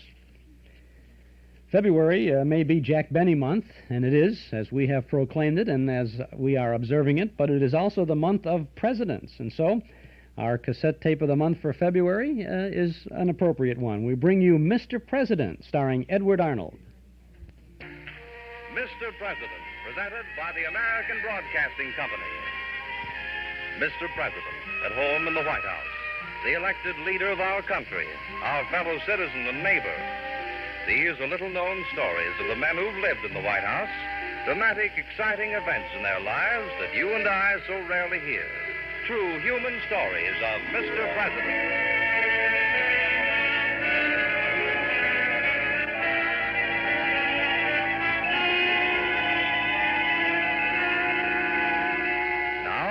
Edward Arnold as Mr. President. Let's visit him in his office. It's evening. Only one window shows the light, a study on the ground floor. We find ourselves in the corridor. This way, please. Some business for you, Mr. President. Good evening. Sit down, won't you? I'd like to ask you a question. Have you ever found yourself suddenly responsible for a high-spirited girl of 18? I did once, and it was a problem. It was even more than that because I faced a serious situation in the government at the same time. Now, of course, you want to ask me, which president was I when it happened? I'll tell you later on. But meanwhile, see if you can't guess. And that's the Mr. President opening and the typical opening. And, of course, on each of these shows, Edward Arnold starred as a president of the United States, and the listener was invited to see if they could tell who the president was as the story was unfolding. And they were very entertaining programs. They were educational programs. They were good listening for the whole family. And on our cassette tape of the month for February, we have two fine Mr. President shows. Now, we'll let the cat out of the bag a little bit and tell you that one is a story of George Washington, the Pennsylvania Rebellion, and there's another, a story of Abraham Lincoln, his last day. An hour's worth of good entertainment for the whole family, just $5 from the Hall Closet, Box 421, Morton Grove, 60053. Or you can get these Mr. President shows at any office of Northwest Federal Savings, or when you visit our Metro Golden Memory Shops at 5941 West Irving Park Road, just east of Austin in Chicago, or at 9004 Waukegan Road, just north of Dempster, here in Morton Grove. Edward Arnold stars as Abraham Lincoln and as George Washington in two fine Mr. President dramas from 1947. Now, we also have kind of an encore cassette tape of the month. We have a February cassette extra, 60 minutes of comedy from Don Amici and Francis Langford as the Bickersons, plus Fanny Bryce and Hanley Stafford as Baby Snooks and Daddy. Great comedy sketches that'll keep you laughing for a full hour. Only $5 from the Hall Closet, Box 421, Morton Grove, 60053, or at any Northwest Federal or our Metro Golden Memory Shops. If you'd like us to send you both Mr. President and Bickerson's Baby Snooks, send $10 to the Hall Closet, Box 421, Morton Grove, 60053. I'm Chuck Shaden. This is our Those Were the Days program on WNIB in Chicago at FM 97. Well, we had some sadness in our hall closet this last week, and the whole world was saddened to learn of the passing of Jimmy Durante, who at 86 was still the famous schnozola the world loved. He had been loved by his fans and friends for more than 60 years in show business, and he died of pneumonia last Tuesday, January 29th of 1980. He had been in the hospital in Santa Monica since about the 9th of January.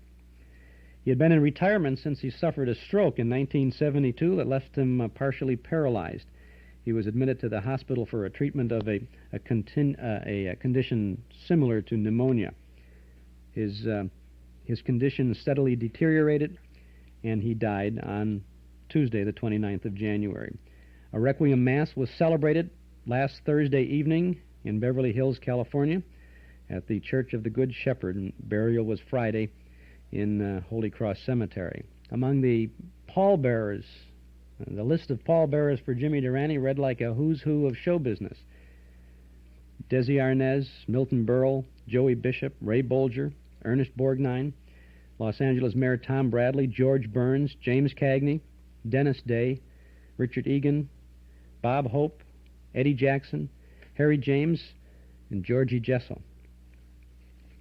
His name was Jimmy Durante, but the world knew him as the Schnoz. He was a piano player, an actor, and a singer, but mostly he was a comedian. He had one of the biggest noses since Cyrano de Bergerac and a heart to match. He made millions during his more than 6 decades in show business and gave most of them to his friends and Uncle Sam and people with hard luck stories. And still he wished that he had more to give. I only wish I was a rockin' fellow, he once said. A rockin' fellow. Durante molded the English language to his own design. When things went wrong, it was a catastrophe. To enjoy the thrill of fast drivings, he pressed on his car's accelerator. He demonstrated with a friend whose actions he didn't like, and he once told a reporter, "I hope that out of the fragrance of this interview there emerges one quotational mark." Friends say he was unfailingly true to both of his wives, Maud Jean Olson, to whom he was married for 20 years before her death in 1943 of a heart attack, and Margie Little, whom he married in 1960. Indeed, after years of secrecy, Jimmy Durante finally revealed in 1954 that the Mrs. Calabash in the phrase, "Good night, Mrs. Calabash, wherever you are," with which he always signed off his television shows, actually was his late wife, Jean. Mrs. Calabash had been his pet name for her. He loved show business and once said, "It ain't work. To hear those people out there laugh and enjoy themselves, when you're out there, you pray to God it'll never end." Let's go back to the beginnings for Jimmy Durante. He was born at number 9 Catherine Street, right around the corner from the late Alfred E. Smith, a fellow who used to call this the radio. It was on New York's Lower East Side. He didn't take to school very well, but he took to the piano like boys take to baseball and made it his business to learn to play his family's proudly acquired instrument, the only one on the block. An ambition to become a professional pianist blossomed with Jimmy's youth, and by the time he had struggled through the 8th grade in New York's public schools, he decided that the world was ready to hear him. However, his father, a barber, and his brother, a policeman, brought about a bit of family pressure to persuade Jimmy to pursue a slightly more solid means of earning his living than playing a ragtime piano. Jimmy tried, but at 16 he got his first job as an apprentice in the American Banknote Engraving Company. He stuck with it for an even year, and one night he walked into Diamond Tony's at Coney Island and announced he'd like to be the new piano player they were looking for. Tony thought he was the man, and Jimmy got the job. The following year, he worked at Terry Walsh's club, also at Coney Island, where he played accompaniment for a little singing waiter, a fellow with big eyes, a lad by the name of Eddie Cantor. Other nightclub jobs followed, including Chinatown's Chatham Club, and in 1916, Jimmy organized a 5-piece jazz band for the Club Alamo in New York City's Harlem district. In 1923, the famous partnership of Clayton, Jackson, and Durante was formed. Eddie Jackson was a singing waiter. Lou Clayton was a dancer. Jimmy completed the trio with his piano playing and unrestrained commentary and cracks during the act they dreamed up. Winning rave response from the patrons of other nightclubs, the trio decided to open their own place. They borrowed and promised and scripted until they were able to finance the Club Durant. It was supposed to be the Club Durante, but the sign man made a mistake, and they didn't have any money left to have him go back and finish the job. It became one of the most popular nightclubs in New York City. Stage offers came to the partners. They didn't have to go after them. In 1928, they appeared in the late Flo Ziegfeld Showgirl. In 1929, the famous writing team of Ben Hecht and Charles MacArthur, who were frequent visitors to the Club Durant, wrote a screenplay for them called Roadhouse Nights. Jimmy soon emerged as a spark plug of the trio and subsequently received several solo film offers, but he declined to accept without his partners. Finally, however, when the Depression hit show business, Jimmy signed a Hollywood contract of his own, but Clayton became his business manager, and Eddie Jackson went along to help prepare the routines. Jimmy then started a career that encompassed stage, screen, radio, and television. And let's talk about those radio days. In fact, let's let Jimmy Durante talk about those radio days. You know, folks, the first commercial program to originate from Hollywood for a full season, 39 weeks, was my program. During the season, we had Ruth Edding, the singer, and Dave Rubinoff conducting the orchestra. What a combination. Ruth Edding was at the peak of her popularity at the time. She sang 2 numbers on the show. Her husband then was Moe the Gimp Schneider, a well-known character.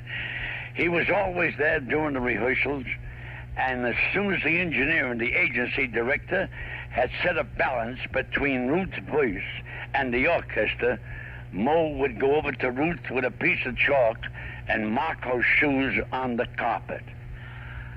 "Now, Ruthie," he would say, "don't you move one of those marks." And she never did. A makeshift radio studio was set up on the RKO lot, and that's where we broadcast the program from. For the 39 weeks I was on the air. I always felt kind of sorry for the studio audiences we had. You see, we had iron seats set up for the audience, and they must have gotten pretty hard during the hour we were on the air.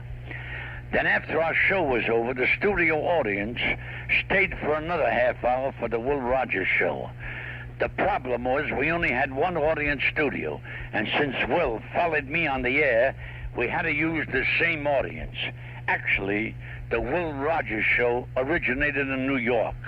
The music, the announcer, and the commercials were just Will being inserted from Hollywood about the middle of the half hour. It's amazing. But during those early years, I don't think we ever made a mistake. And if we did, there's nobody around that can prove it. You know, my father was a barber, and even after he retired, he always carried a comb and a pair of scissors around him.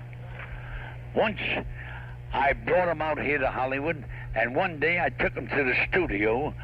They practically had to use force to restrain him from tidying the locks of some of the well-known movie idols. It was humiliating. My father saw me work for the first time in a show called The New Yorkers. After we did the first show, I asked my dad what he thought of my performance, and he said, "Listen, son, let's not get into an argument."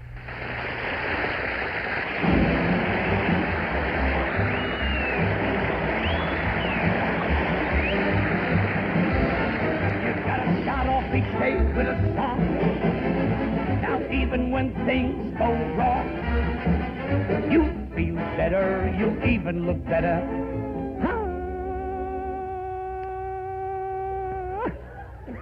I'm glad that note came out. On the last x-ray my doctor took, it showed up as a safety pin.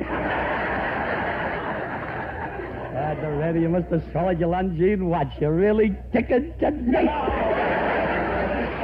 But I'm going to revive the act I did 20 years ago with my two partners, Lou Clayton and Eddie Jackson.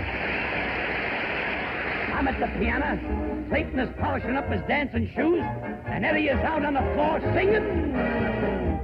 Won't you come home, Bill Bailey? Won't you come home? Sing it, Eddie! I'm on the whole day long. This boy is ready for silent radio. Took him down. I'll pay the rent, and y'all know I've done you wrong. Sing it like you get paid. I remember that old rainy evening. You drove me out with nothing but a pine tooth comb. Jim, when do I dance? A little later, a little later. Blame. Honey, ain't the shame. Bill Bailey, won't you please come home? Jim, when do I dance? Later. Won't you come home, Bill Bailey? Won't you come home? Stop dancing now, Lou. I'm on the whole day long. I'll do the cooking down. I'll pay the rent. Take the break, Lou. Take the break. We give everybody a chance. Remember that rainy evening you drove me out with nothing but a pine tooth comb. Ladies and gentlemen, you'll notice while Lou is dancing at no time does his feet leave his ankle. Bill Bailey, won't you please come? Come on and take us home. Billy, won't you please come home?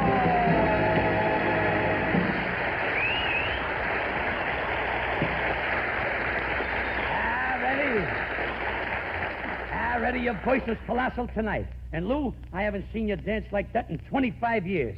Say something to the people. Don't just stand there, ready? Pump them up. Okay, fellas, let's keep rolling. There's a big Coca-Cola buyer in the house from San Badu. Hit it, Roy, hit it. I know darn well I can do without Broadway, but can Broadway do without me? No! Herald Square, Times Square, Columbus Circle, 96. Say, where am I? I must have passed my station. Stop the music, stop the music. Hey, Lou, Eddie, remember the time I walked into the dressing room at the Palace Theater with a new pair of Sears and Roebuck slacks? I'll never forget it, Jim. Boy, were they tight. The first time I bent over, Sears and Roebuck dissolved partnership. Boy, you were lucky BVD was still in business. You're not kidding, Lou. I was Jimmy, that well-dressed man. I set the styles for the social clan till I showed Ronald Coleman how to dress to kill. He didn't know his worsted from his English twill. I'm Jimmy, that... Wait a minute. What's the matter? You know, Jim, I heard you sing that song 25 years ago. And your voice is still the same. Gee, thanks, Lou. How do you like that? He thinks that's a compliment. You know, fellas, it doesn't seem possible that 25 years ago, the three of us were around a little piano at the club, Durant. Yeah, and I was singing, so I ups to him, and he ups to me. Say it, and I ups to him, and I said, stranger, put up your hands. Defend yourself. Then I feints with my right, I feints with my left. I sees an opening. I'm flat on my back. So I ups to him. Sing it, Jimmy boy. Sing it for the high boy. Sing it, Jimmy boy. Sing it, please. Sing it, Jimmy boy. Sing it, Jimmy boy. Wait a minute. Take it easy. This is a reunion, not an audition. Never mind him, Eddie. Eddie, go ahead. Sing the song that you did in the Ziegfeld Showgirl. Certainly. I love the birds, the pretty season trees, because they all love you. If you're listening, Crosby, start packing. I love the one that shines above, because they all love you. I'll take it. I love birds, bees, trees. I love park, the park, bench, the bench, girl, the girl. Say I love, stop, move, raid. I love each one beneath the sun. Yes, Nas. Those were the days. Yeah, what a time we had, mingling with the elite, the four of us. The four of us? Yeah, Clayton, Jackson, Durany, and our interpreter. Now I know John well, I can do without Broadway, but can Broadway do without me? No, they can Broadway do without me.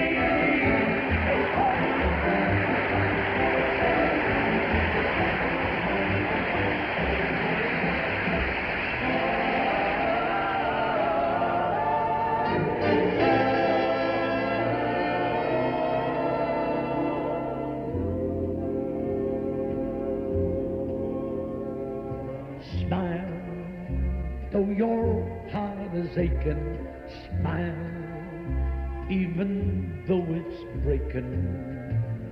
When there are clouds in the sky, you'll get by if you smile.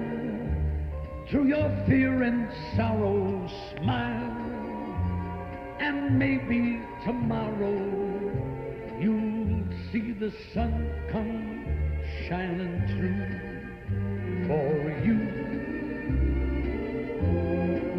Light up your face with gladness, hide every trace of sadness, although a tear may be ever so near. That's the time you must keep on trying, smile. What's the use of crying? You find that life is still worthwhile if you just smile. Though your heart is aching, smile even though it's breaking. When there are clouds in the sky, you'll get by if you smile. Through your fear and sorrow, smile, and maybe tomorrow you'll see the sun come shining through for you. Light up your face with gladness, hide every trace of sadness, although a tear may be ever so near. That's the time you must keep on trying, smile. What's the use of crying? You find that life is still worthwhile if you just smile. You will find that life's worthwhile if you just smile.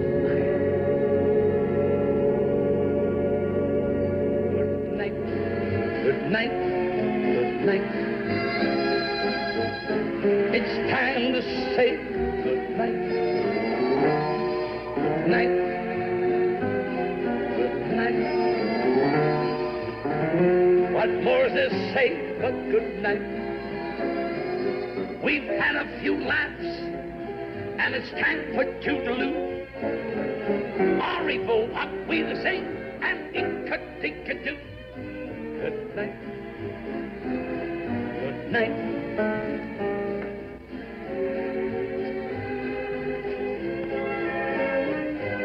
Good night, folks. And good night, Mrs. Calabash, wherever you are.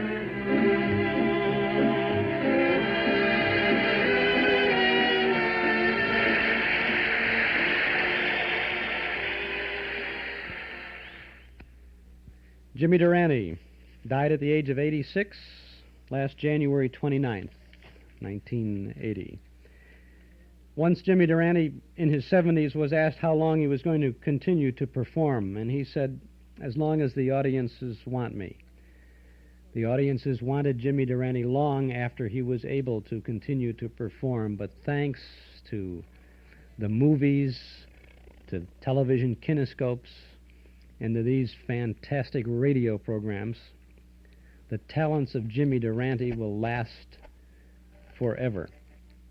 We will have a 4-hour Those Were the Days tribute to Jimmy Durante, looking at all the aspects of his career with loads of radio appearances on our Those Were the Days program on Saturday, March the 1st. Don't touch that dial.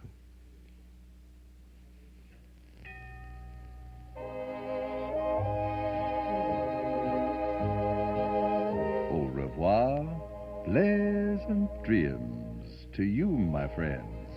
And when the time comes to buy or build a dream home, my friends, be sure to think of Northwest Federal Savings for your home loan. Yowza, yowza. A Northwest Federal Home Loan, my friends, will let you sleep with pleasant dreams, 'cause you'll have a loan just made for you. And you, and you. Yowza, yowza. One of the laddies from Northwest Fed will check over the plans and take a peek at that home you dreamed about. And in no time at all, my friends, you'll see how much help Northwest Federal can be. Just make a requester, and we'll sure try our bester. With a home loan from the leader and all the lads. Northwest Federal Savings, yowza, yowza. Au revoir, a bon cheerio, a bit of a tweet, bless you, and pleasant dreams. Northwest Federal Savings, we've got more time for you with 11 offices in Chicago and suburbs. And don't forget about our Northwest Federal Memory Movie tonight at the Irving Park office of Northwest at 4901 Irving Park Road in Chicago. Kid Millions from 1934, starring Eddie Cantor, Ethel Merman, Ann Southern, and George Murphy. An elaborate Samuel Goldwyn Eddie Cantor musical. Eddie inherits a fortune, has the time of his life. He sings such songs as When My Ship Comes In. Good film. I think you'll enjoy it. Doors open at 7:30. The program begins at 8 o'clock. Donation is $1.25, with all proceeds going to recognized charities. And next Saturday evening, the 9th of February, it's The Horn Blows at Midnight from 1945, starring Jack Benny. And don't forget about Lost Horizon, the Frank Capra film, the Shangri-La story from 1937. That'll be next Friday, the 8th of February at 8 o'clock at Northwest Federal Savings. Now, we will continue with our Jack Benny month. Salute to Jack Benny on our Those Were the Days program from WNIB in Chicago at FM 97. This is a Lux Radio Theater broadcast from December 16th of 1946. Jack Benny stars in Killer Kates.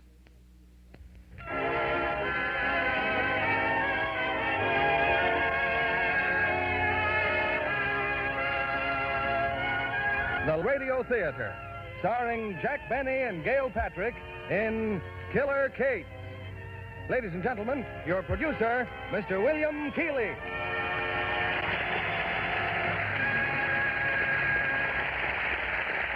Greetings from Hollywood, ladies and gentlemen. Very few institutions on the air outdate the radio theater. But one of the exceptions is our star tonight, Waukegan's favorite son, Jack Benny. It was 15 years ago that Jack started trying for laughs on the air, and he's still trying. As a matter of fact, we'll have to allow Jack's one of America's top comedians. But tonight he branches out into a different field in a thrilling piece of action drama entitled Killer Kates. Based on a Warner Brothers screenplay, it was adapted especially for Jack's newly discovered dramatic ability and co-stars lovely and talented Gail Patrick. And now, Jack Benny as Killer Kates and Gail Patrick as Helen, with Alan Reed as Al Brady. In this rather unusual story, Mr. Benny plays the part of Jeff Morley, sometimes known as Killer Kates. In the opening scene, we find our cold-blooded killer at the door of his old hideaway.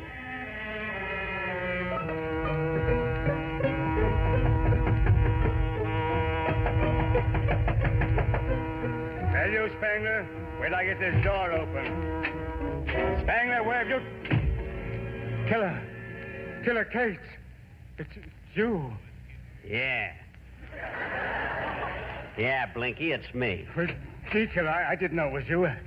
I was just waiting for Spangler to come back. Spangler ain't coming back. Not coming back?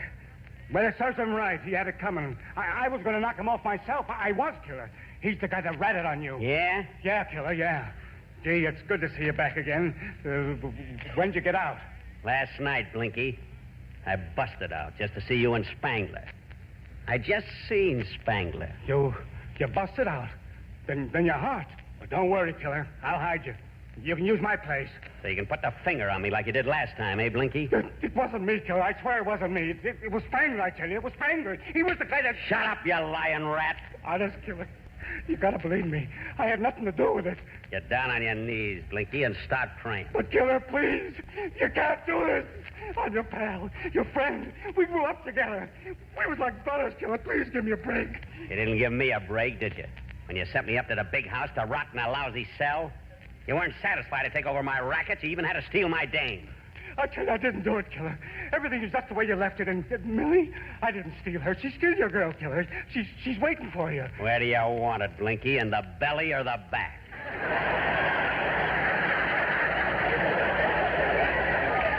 Killer, please give me a chance. I'll get out of town. Get down on your knees, Blinky. No, Killer, don't.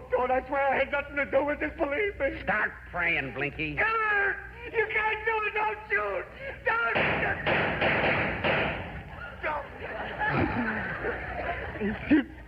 Killer. So long, Blinky. You were my pal once, but you just couldn't keep your nose clean. Cops! I gotta get out of here. Come on out, Killer. You haven't got a chance. You want me, copper? You'll have to come in and get me. There he goes for the window. Got him. Is he dead? No. No, I'm not dead, copper. Of course I'm not dead. Remember me? I'm Killer Kates. The man who couldn't be killed.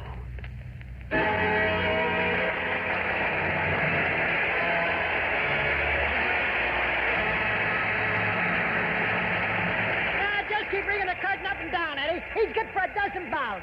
Whoever thought this corny show would be a hit? Now, you gotta hand it to that Jeff Morley, corny or not. He plays that Killer Case like a real gangster.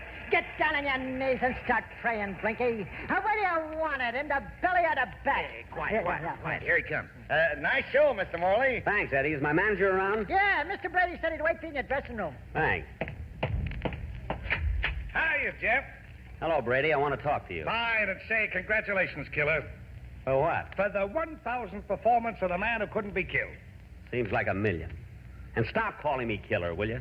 It's bad enough I have to play that part without being reminded of it all the time. Well, you've been doing all right for 3 years now. But can't you see what's happening to me? Every time I have to shoot a gun, I break into a cold sweat. I'm afraid of guns. They're so noisy. Well, you can't bump off Blinky with a water pistol. His makeup will run. Don't be funny. Imagine me, a killer, standing there with 2 guns. You gotta use 2 guns, Jeff. When we tried it with 1 gun, you used to put your other hand on your hip. What? Why don't you forget it, Jeff? Did you see the audience out there tonight? Not an empty seat in the house. I tell you, this play is driving me nuts. I have nightmares. I dream that I'm busting out of prison, taking guys for rides, sticking up banks.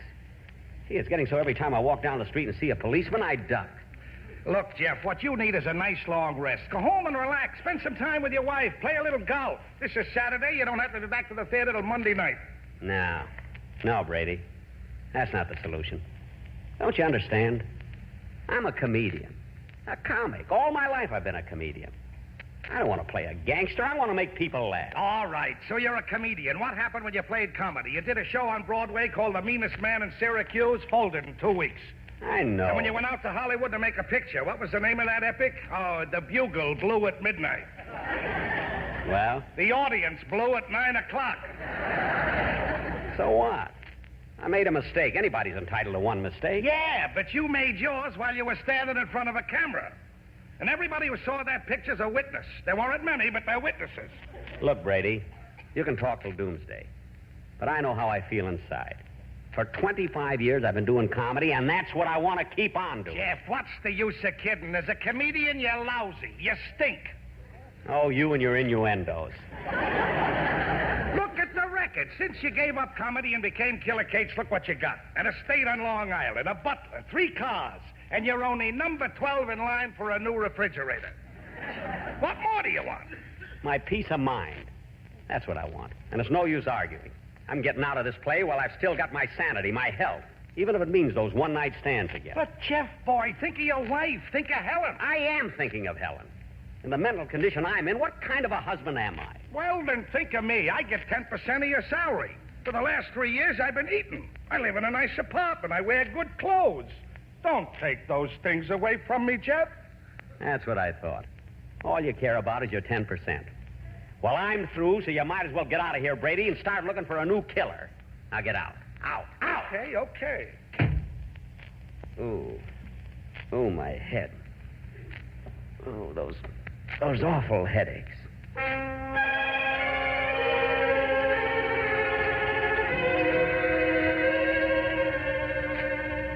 Pardon me, Mrs. Morley. What is it, Walters? Mr. Brady telephoned. I told him Mr. Morley was asleep, and he said he'd drop in later on. Oh, thank you, Walters. What time is it? 12:15, madam. That late? I think you'd better wake Mr. Morley now. Yes, madam. Mr. Morley. Mr. Morley. Mr. Morley. Wake up, sir. It's 12:15. Listen, Scalise. From now on, you're taking orders from me. Killer Kate, see? Mr. Morley. You don't like it, you get the same thing that happened to Spangler. You'll wind up at the bottom of the river with your feet in a barrel of cement. Mr. Morley, Take wake your up. dirty mitts off of me before I... What? Where am I? Oh, it's you, Walters. I'm sorry, I must have been dreaming. Yes, sir. What was I saying? Something about a Mr. Scalise, sir. You intimated that in the future he was to receive his instructions from you. A darn show again. Can't get it off my mind. Other men dream about Lana Turner. I dream about Dillinger. He's not even wearing a sweater. Walters, tell Mrs. Morley I'll be right down. Yes. Would you like another cup of coffee, dear? No, thanks. I don't feel like eating. I tell you, Helen, if I don't get out of this show, I'm going to have a nervous breakdown. Jeff, I've never stood in your way. In the old days when you were playing vaudeville, things were pretty tough. I went along hoping you'd get a break. But you must admit that your act always flopped. Well, I was doing all right until my seal died. If that seal didn't die, you were out of work so long we had to eat it. Well? And what we didn't eat, I had to wear. Well, all I know is I was happier then. Gee, and I had a swell act, too. Smart comedy, high class. Gosh, remember how I used to come out in white flannel pants, double-breasted blue coat with brass buttons, straw hat and cane, and I'd say, a funny thing happened to me on the way to the theater. A panhandler walked up to me and said, "Hey, mister, I haven't had a bite all week." So I bit him. Oh, boy, they used to scream at that. Yes, sir. That act is as good today as it ever was. Only maybe I'd have to bring it up to date, take out those General Pershing jokes, And then finish with, you remember I used to finish with that imitation of Ted Lewis? Yes, sir, is everybody happy? I don't know. That stuff is surefire. I like it better when you say, where do you want it, Blinky, in the belly or the back? I know, but look it. Remember, just before Brady got me in the play, you'll have to admit I was a sensation in that nightclub in Atlantic City. But you had to work as a lifeguard in the daytime.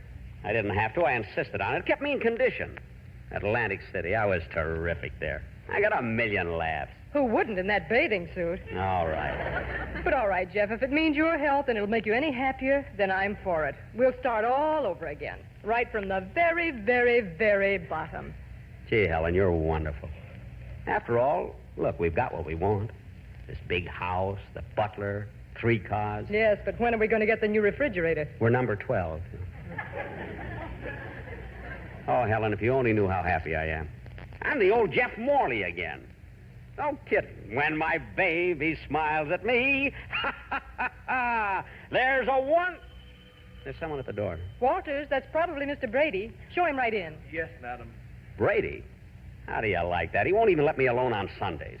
Well, I'm glad he's here. I'm going to straighten him out once and for all. Hiya, killer. Hello, Helen. Hello, I brought Al. a couple of fellas I want you should meet. Shake hands with Bob Stanley and Freddie McCall. How do you do? How are you? Glad to know you, killer. Yeah, you too, Mrs. Cates. The name is Morley. I'm sorry, but I've seen you on the stage so many times. To me, you'll always be Killer Cates. Oh, no, I won't. Brady, I got news for you. I've talked the whole thing over with Helen, and I'm quitting the show. It ain't as easy as that, Jeff. You got a run-of-the-play contract, and they won't let you out of it. You can't quit. Then I'll walk out. But, Jeff, can you do that? If he does, he'll never work in the theater again as long as he lives. So that's the way it is. Well, I guess I can't do anything about it. Now you're being smart, Jeff. That play will run another 3 years. You'll be a millionaire. So what good is money? I'll end up with a gold-plated straitjacket. Look, Jeff, when the show closes, you'll have plenty of time to enjoy life. In the meantime, let's cash in. There's a lot of extra gravy around. Gravy? What do you mean? I finally got you set for a radio deal. Radio? Yeah. Well, that sounds all right. Why, sure. It's a 15-minute program, 5 times a week. Stanley and McCauley have written a terrific script. Well, you hear it. It's dynamite. But won't that interfere with the play? Not at all. He'll be off the air by 8:15. The curtain don't go up till 8:30. He can eat his dinner in a taxi. Wait a minute, Brady.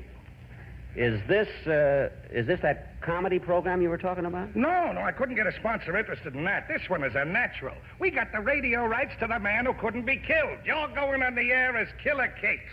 What? Killer Cates on the air? Nothing doing. Now, I know this is awful sudden, Jeff, but the money is sensational. In a couple of years, you'll be able to quit and do comedy for the rest of your life in empty theaters. But look at it. Wait till you hear this script. Brady, Go I'm ahead, fellas. Explain it Look, to him. I'm not Well, the program opens with you in a tough spot. You shoot your way through Scalise's mob. You kill about 8 of them, but the town gets too hot for you, so you take it on the land. Just until the heat is off. You're in a town in Jersey laying low, see, for a few days. Then you start a crave action, you go out and you get it. No, I'm not. Then you going walk to into the Maramba, the biggest nightclub in town. And you tell the boss he's through, but there's a mile there who tries to put the finger on But you. you stage a one-man gang war and you take over. Stop, fellas, please. I tell you, I'm not going And to you go have into to go out and kill a couple of cops. You're running things your way. Scalise is out to get you. It's a pitch battle. You're the man who couldn't be killed. You're Killer Case. Killer Case. Killer Case. Look, fellas, you're wasting your time. I'm not going to go through Scalise's it. mob. The heat is on. You walk into the Maramba. The Maramba. But the mouth puts the finger on Run you. things your way. You kill 2 cops. 3 cops. 4 cops. 10 cops. You kill a Case. Stop, I tell you. You're driving me nuts. I'm not going... Oh, my head. Jeff! Darling, what's the matter? Oh. Walters, call the doctor. Mr. Morley has fainted.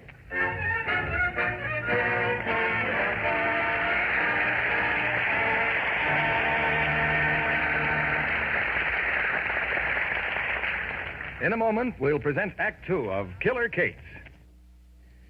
And we'll take advantage of that break on this Lux Radio Theater broadcast of Killer Kate starring Jack Benny to do a little business of our own. This broadcast, by the way, is an Armed Forces Radio rebroadcast of the Lux program. That's why you don't hear any Lux commercials in this or even a mention of the word Lux on there. Broadcast December 16 of 1946.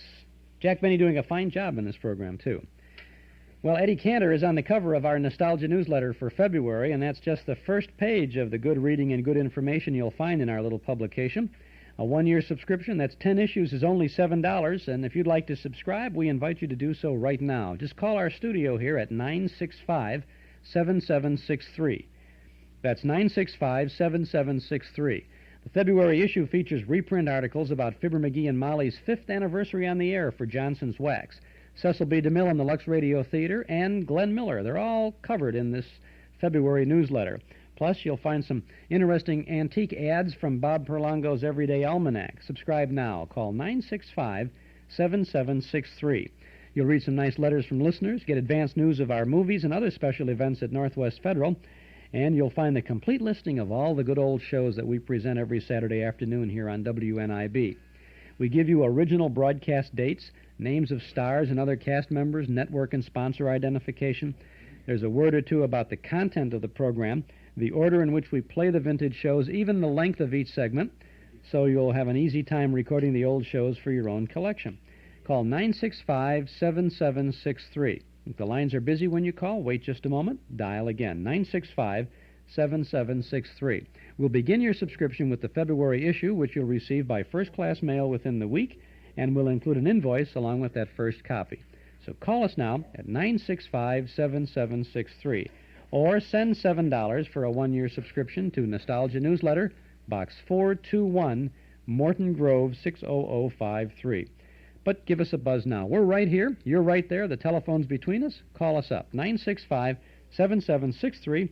Become a subscriber to the Nostalgia Newsletter and Radio Guide. Running boards and rumble seats were standard equipment on a new Ford back in 1931 when Nelson Hirschberg Ford first put up their "We're in business to serve you" sign on Irving Park Road. In the years since then, running boards and rumble seats have become but a fond memory. But Nelson Hirschberg Ford is still in the business of serving thousands of Chicagoland families with the bright new Fords at the same location, 5133 West Irving Park Road at Laramie. When you visit Nelson Hirschberg Ford, you'll discover what's made their business prosper all these years. You'll discover that Nelson Hirschberg Ford wants your business today and tomorrow, too. They stand on their reputation as one of Chicagoland's oldest, most respected Ford dealers, and you can be sure that when you buy a new Ford or a clean, select used car from Nelson Hirschberg, you'll get more than an automobile. You'll get a Nelson Hirschberg automobile, one with reliability and dependability as standard equipment. Ask the man who owns one. Nelson Hirschberg Ford, 5133 Irving Park Road, 5 blocks west of Cicero at Laramie. This is WNIB in Chicago at FM 97. I'm Chuck Shaden. Let's get back now to Jack Benny as Killer Kates on the Lux Radio Theater. We continue with the second act of Killer Kates, starring Jack Benny as Jeff Morley, alias Killer Kates, and Gail Patrick as his wife, Helen.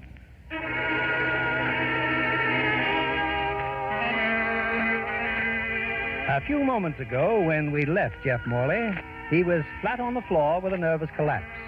Well, he's resting in bed now, while in another room, Dr. Elberon solemnly explains his diagnosis to Jeff's wife, Helen, and his manager, Al Brady. And as I see it, Jeff is suffering from nervous fatigue more than anything else. He needs absolute quiet and a good long rest. Sure, a good night's sleep, and he'll be ready to go to work tomorrow. It'll be a long time before he's ready to go back on the stage, Mr. Brady. Several weeks, perhaps. Several weeks? Well, what about the show? Without Jeff, it'll fold up. No, we can't do it. Helen, we'll have to get another doctor. Oh, now, wait a minute, Al. I'm not going to sacrifice Jeff for your corny show. You'll have to get yourself another actor. Helen, where can I get an actor cornier than him? Are there any further instructions, Doctor? Yes. Keep all conversation away from that play. Don't even mention the words Killer Kates. Yes, Doctor. You see, it's his impersonation of Killer Kates that's brought about this condition. Basically, Jeff is a sensitive type with a natural antipathy to that sort of character, all of which has resulted in these definite symptoms of schizophrenia. What? Schizophrenia. The doctrine of two distinct ultimate substances. Ah. It's a disease of the mind, Al. Holy smoke, how did he get it? Well, I gotta call up the newspapers. I'll tell him that Jeff's got I'll tell him he's got two ultimate substances.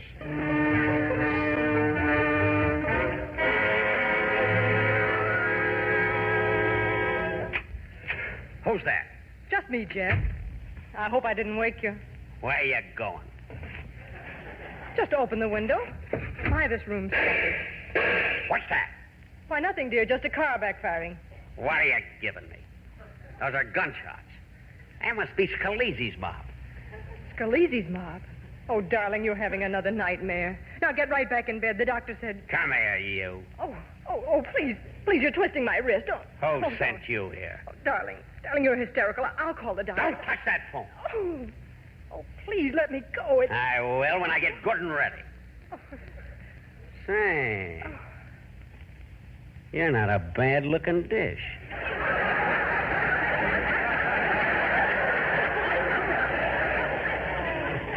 What's your name? Darling, it's me, Helen. Don't you even recognize me? I never saw you before in my life. But I'm going to make up for lost time. Come here, baby. Give me a kiss. Oh, darling, kiss me again.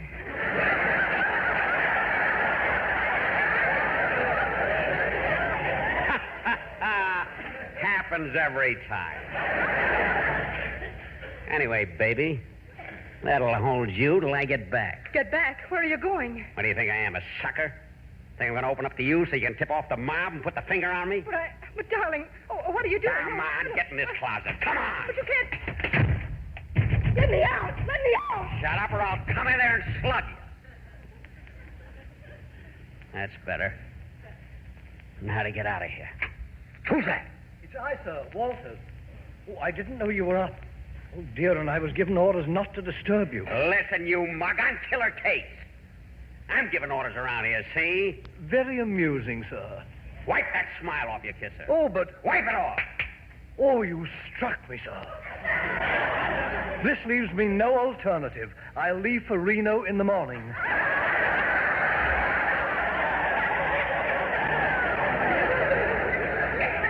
What?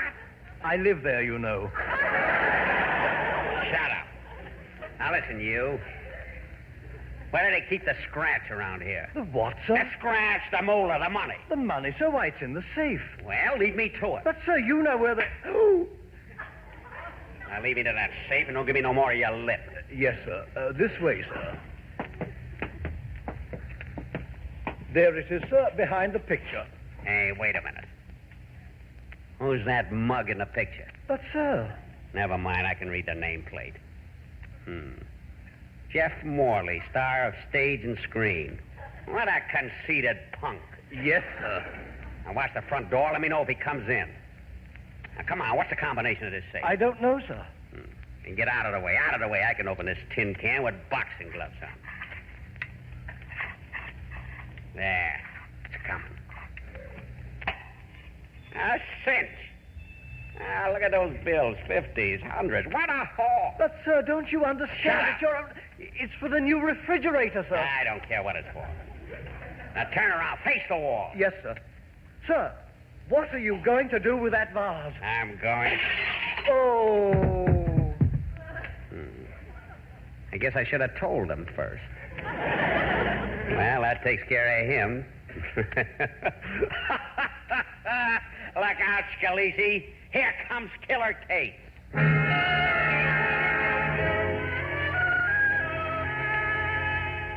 And I got out of the closet, Dr. Elbron, just in time to see Jess driving away. How do you like that, Doc? Held up his own house and stole his own car. That's awesome. Now, Walters. Yes, Dr. Elbron? Did Mr. Morley give any indication of where he was going? No, sir. He was most irrational. He said he was Killer Kate's, and he asked me where we kept the money. Well, what are we waiting for? Let's call the police. Under no condition will we call the police. But, Doctor, why not? Because Jeff thinks he's Killer Kate's. And what does Killer Kate's do to policemen? He asks them where they want it. In the belly? Exactly. Oh, then we've got to find him ourselves at once. Why, he's liable to hurt somebody.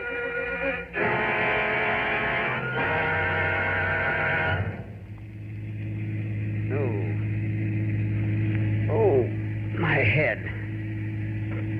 I wonder where I am. You're Killer Kate, you're laying low. You're Killer Kate, you're in Jersey. The heat's on. I'm walking to the Miranda. You're Killer Kate, Killer Kate, Killer Kate. Yeah, I'm Killer Kate. The heat's on. I gotta lay low here in Jersey. Then I take over the biggest nightclub in town. What's that name? The Miranda. Yeah, the Miranda. That's it. What's this place? Yes, sir? Park your car. What's the name of this joint? The Pelican Club. Well, I'm looking for the Maramba, the biggest nightclub in Jersey. Maramba. Never heard of it. This is the biggest nightclub in Jersey. The Pelican, eh? So they changed the name. Well, they ain't fooling Killer Kate's. I'm moving in. I'll park your car for you. Oh, no, you don't. Leave that car where it is. And keep the motor running slow. I'm almost out of gas. Yes.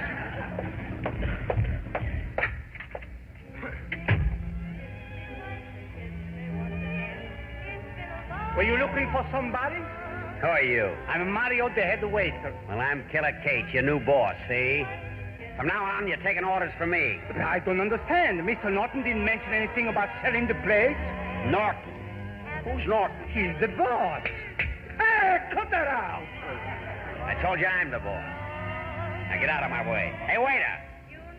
Waiter, come here. Yes, sir?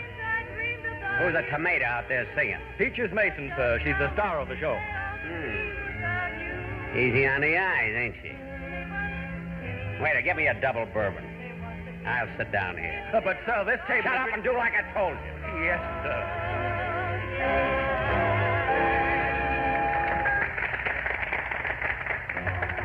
Mario, Yes, Miss Mason? who's that tourist at Mr. Norton's table? I don't know. He calls himself a Killer Case. He said that from now on, he was the boss. Oh, the loud jerk. He almost ruined my number. Why don't you throw him out? You know, Mr. Norton don't like any rough stuff when the place is full of customers. Hey, waiter! Bring a double bourbon before I tear this joint apart. Hey, you. What's the big idea? Peaches Mason, eh? I like that name. Sit down, baby. I want to talk to you. Listen, mister, this is Joe Norton's table, and if you know what's good Sit for down. you... I never joined the guests. I said sit down. All right. Keep your voice down. Everybody's staring at us. So what? Let me give you a tip, sister. Keep your nose clean. What? Don't play dumb. You know what happened to Spangler, don't you? At the bottom of the river with his feet in a barrel of cement. Cement? Hard to get nowadays, but I got connections. You know, baby, I like the way Get you... double bourbon, sir. Set it right down here. Well, baby, here's to you.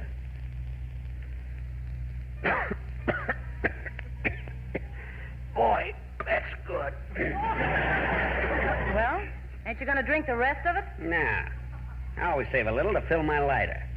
Now, listen, baby. I like your looks. See? I like the way you stack up. You're wasting your time, big boy, because I'm Joe Norton's girl. Norton is through, washed up. I'm going to wrap up this town, put it in my back pocket. Baby, you just stick with me. You'll have a butler, 3 cars, and a sealskin coat. Now, all you got to do is... Excuse me, Mr. Mason, but Mr. Norton would like to see this gentleman in his office. Ah, so Norton knows I mean business, eh? Lead the way, punk. Punk! You heard me. You heard me. Get going.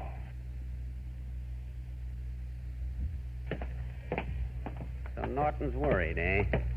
Well, they all worry when a killer moves in. The Pelican Club. I think I'll change that name. I don't like it. I don't like a lot of things around here. I don't even like... This is it. Come in. Mr. Norton, I'd like you to meet the new boss. The gentleman I was telling you about. Mr. Case. Well, step right in, Mr. Cates. That's all, Mario, and close the door after you. Yes, sir.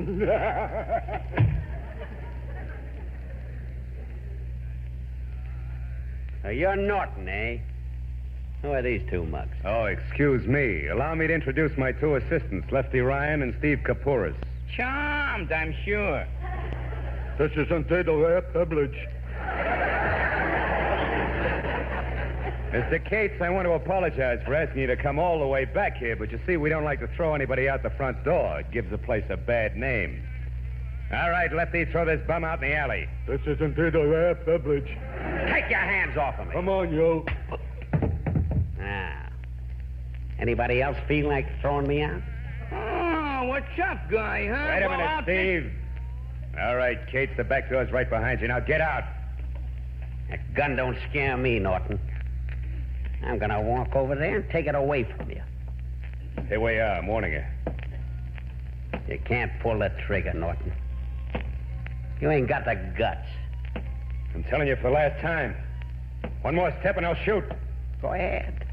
I'm the man who couldn't be killed. Give me that gun. I got it, Norton. And Killer Cates ain't afraid to use it. Killer Cates? That name sounds familiar. You're darn right it's familiar.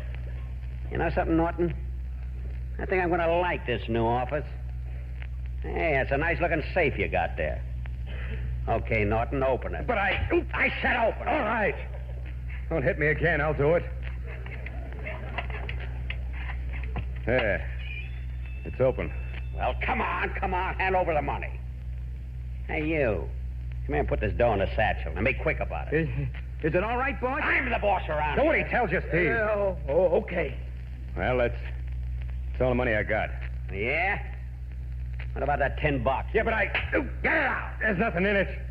Just a bunch of canceled checks. Well, get it out. I'm taking everything. All right. There. Thanks. Now get down on your knees, Norton, and start praying. Killer, please, don't shoot. No, don't kill me. I don't want to die. I'll do anything you say. Only please don't kill me. Give me a break, will you? You didn't give me a break, did you? When you sent me up to the big house to rot in a lousy cell? You weren't satisfied to take over my rackets. You even had to steal my dame. Me? But Killer, I didn't do any of those things. You got me mixed up with some other guy. You gotta believe me, Killer. I swear it wasn't Where me. do you want it, Norton? In the belly or the back? No, Killer, no, please. I'm telling you the truth. I didn't take your business. I opened this place myself 6 months ago. On a GI loan. Now, wait a minute. And it's for Peaches. Peaches, I didn't know she was your girl. That's right, Killer. He's telling the truth. Hey, there's something fishy around this. No, Killer, please. Give me a chance. I'll get out of town. I'll do anything. All right, Norton. Okay, but I'm warning you. You come back, you get the same thing that happened to Spangler. He's at the bottom of the river with his feet in a barrel of cement. Cement? Yeah, I got connections. Okay, Norton, now blow. Yeah, thanks, Killer. I'll grab the next train. I won't come back, Killer. Honest, I won't. Well, see that you don't. Now, you, Steve, pick up that satchel and come with me. Oh, okay, Killer. You're the boss.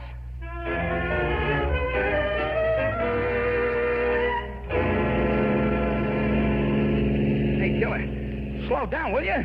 You're doing 80 miles an hour. Don't worry, Steve. Open a grab bag. Count the dough we took from Norton. Okay, boss. It's all in $1,000 packages. There's 10 of them here. Okay, take 5 for yourself. 5 G's for me? Sure. Killer Cates always splits 50-50 with the guys that work for him. Yeah, but I wasn't working for you then. You are now, ain't you? Hey, I'll say I am. 5 G's. Oh, boy, am I happy. Where's me harmonica?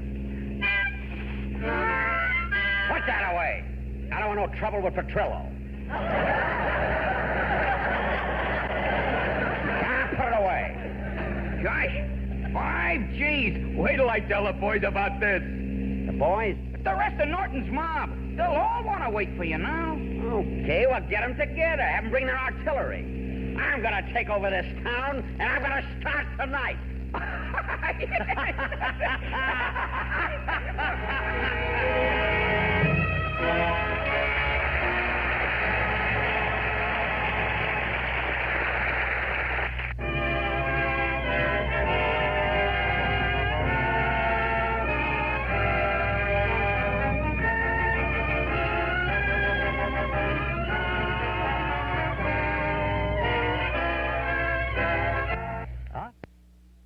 Oh, that's the second act of the Lux Radio Theater production of Killer Cates, starring Jack Benny with Gail Patrick, Alan Reed, and Gail Gordon. Broadcast originally December 16 of 1946. This is an AFRS, Armed Forces Radio Service, rebroadcast. I'm Chuck Shaden. This is Those Were the Days, Jack Benny Month on WNIB in Chicago at FM 97.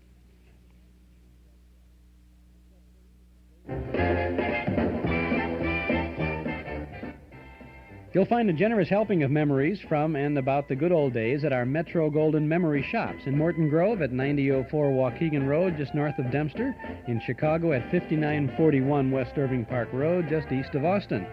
Come in and browse a while. You'll find a complete selection of big band, personality, and soundtrack recordings, as well as hundreds of the great old-time radio shows on cassette, 8-track tape, and LP records. You'll find books and magazines about the golden age of radio, the early days of television, the fabulous movies, and the stars of yesteryear. You'll see an amazing selection of memorabilia, movie posters, photographs, Riverview memories, magazines, lots more. Visit Metro Golden Memories, now in 2 locations, in Morton Grove at 9004 Waukegan Road, just north of Dempster, in Chicago at 5941 West Irving Park Road, just east of Austin. Both stores are open 7 days a week from 11 to 5, and the Irving Park store remains open Saturdays until 7:30. Come in and see all the goodies. Use your MasterCharge or Visa card at Metro Golden Memories. Waukegan, just north of Dempster in Morton Grove. Irving Park, just east of Austin in Chicago. Metro Golden Memories.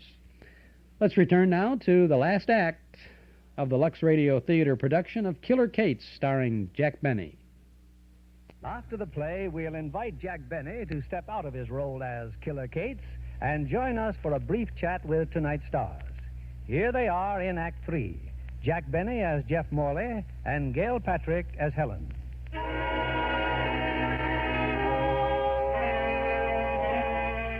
For hours now, Helen and Dr. Elbron have searched in vain for Jeff. Back at home, they find Al Brady waiting for them, wildly flourishing a newspaper. Helen, Doc, have you read the papers? The papers? No, Al, what do they say? Listen to this.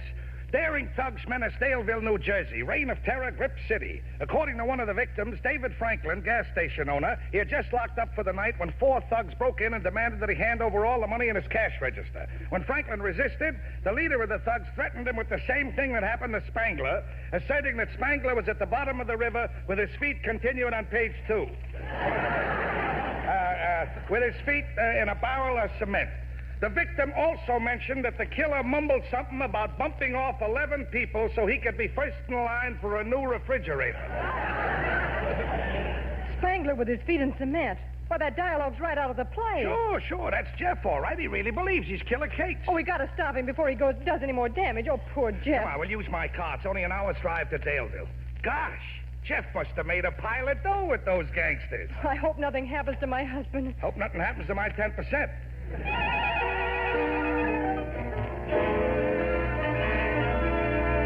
Well, Killer, how do you like the house? Not bad, Steve. Think we'll spend a little lettuce and fix it up. Put bulletproof glass in the windows, get some steel shutters and doors, and we'll have the classiest joint on the south side. Wouldn't Norton be burned up if he knew we was using his summer house for a hideaway? Well, I sure gotta hand it to you, Killer. You certainly get action in a hurry. First you take over Norton's club, then his gang, and now you've even got his house. Yeah. You left out something else, Peaches. Yeah? What's that? I got his girl, too. Come here, baby. Let the killer take off some of that lipstick. Oh. Killer, you're terrific.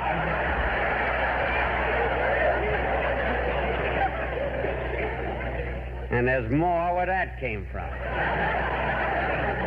Now, look, baby. Nobody knows you're true in with us, see? So you're running the case to club. Give it the once-over. I want to make sure that Mario's keeping his nose clean. Okay, Killer. Wait a minute. Yeah. What's this tin box here? Well, that's the thing we took from Norton's safe, Killer. You know, he said it was just canceled checks. Well, let's have a look here. That check's all right. Paid to the order of John Graham, $5,000. Signed Joe Norton. Paid to John Graham, $2,500. John Graham, $3,000. Say, who is this mug, John Graham? Oh, he's the mayor. Norton was paying him off. What? Mm-hmm. Hey, then this is the best haul yet. Give me an envelope. What are you going to do, boss? I'm going to send these checks to the district attorney. What? Sure. When the DA gets these checks, he'll go right after the mayor. The politicians will start fighting among themselves. The cops won't know which way to turn. I can put this town in my back pocket. Here, mail this, Peaches. Oh, gee, Killer. Oh, you think of everything. Yeah. I just thought of something else. Before you go, let me take off some more of that lipstick. Say, I like the taste of that. You keep putting it on, and I'll keep taking it off. Come on, let's do it again.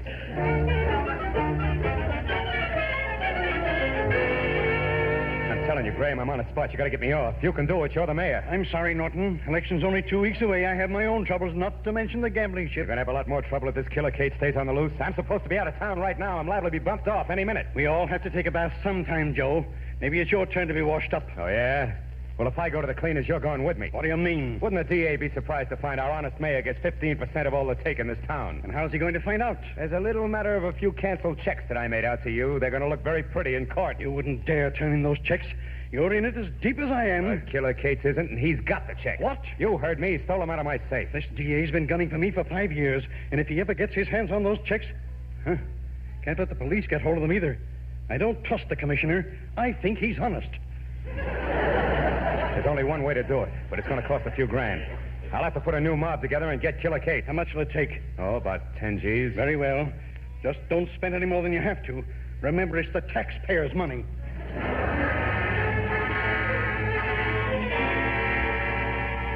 So if you're smart, Mario, you'll watch your step around this club. Don't worry about me, Peaches. I don't want my feet in the cement, even if it's Grumman's Chinese. What? Did you forget what happened to Spangler? Oh. Pardon me, but I wonder if you could give us some information. We're looking for a man who calls himself Killer Cates. What made you think you'd find him here? Well, we've been to every nightclub in town. You see, we have reason to believe he'd be at one of them. Huh? Who are you? I'm his wife. His what?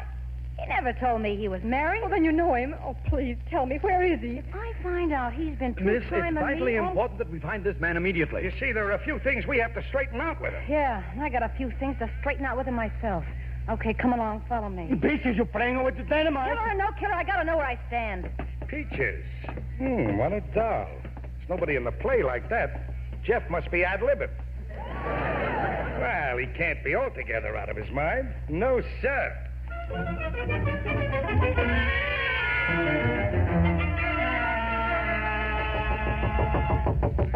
Who is it? Me, Peaches. It's about time you got back. Yeah. Come on in, Mrs. Cates. Mrs. Cates? Hey, wait a minute. Who's the company? Yeah. Who's the twist in the two mugs? Jeff. Oh, Jeff, it's me, Helen. Don't you even recognize me? Jeff. Nobody here by that name. Say, I remember you now. You're Scalise's mouth. Jeff, snap out of it. Please, Jeff, it's Helen, your wife, the girl you married. Think back. Remember our honeymoon, Niagara Falls, those gin rummy games. Hey, what is this? What about it, killer? What about that line you was handing me about us getting married?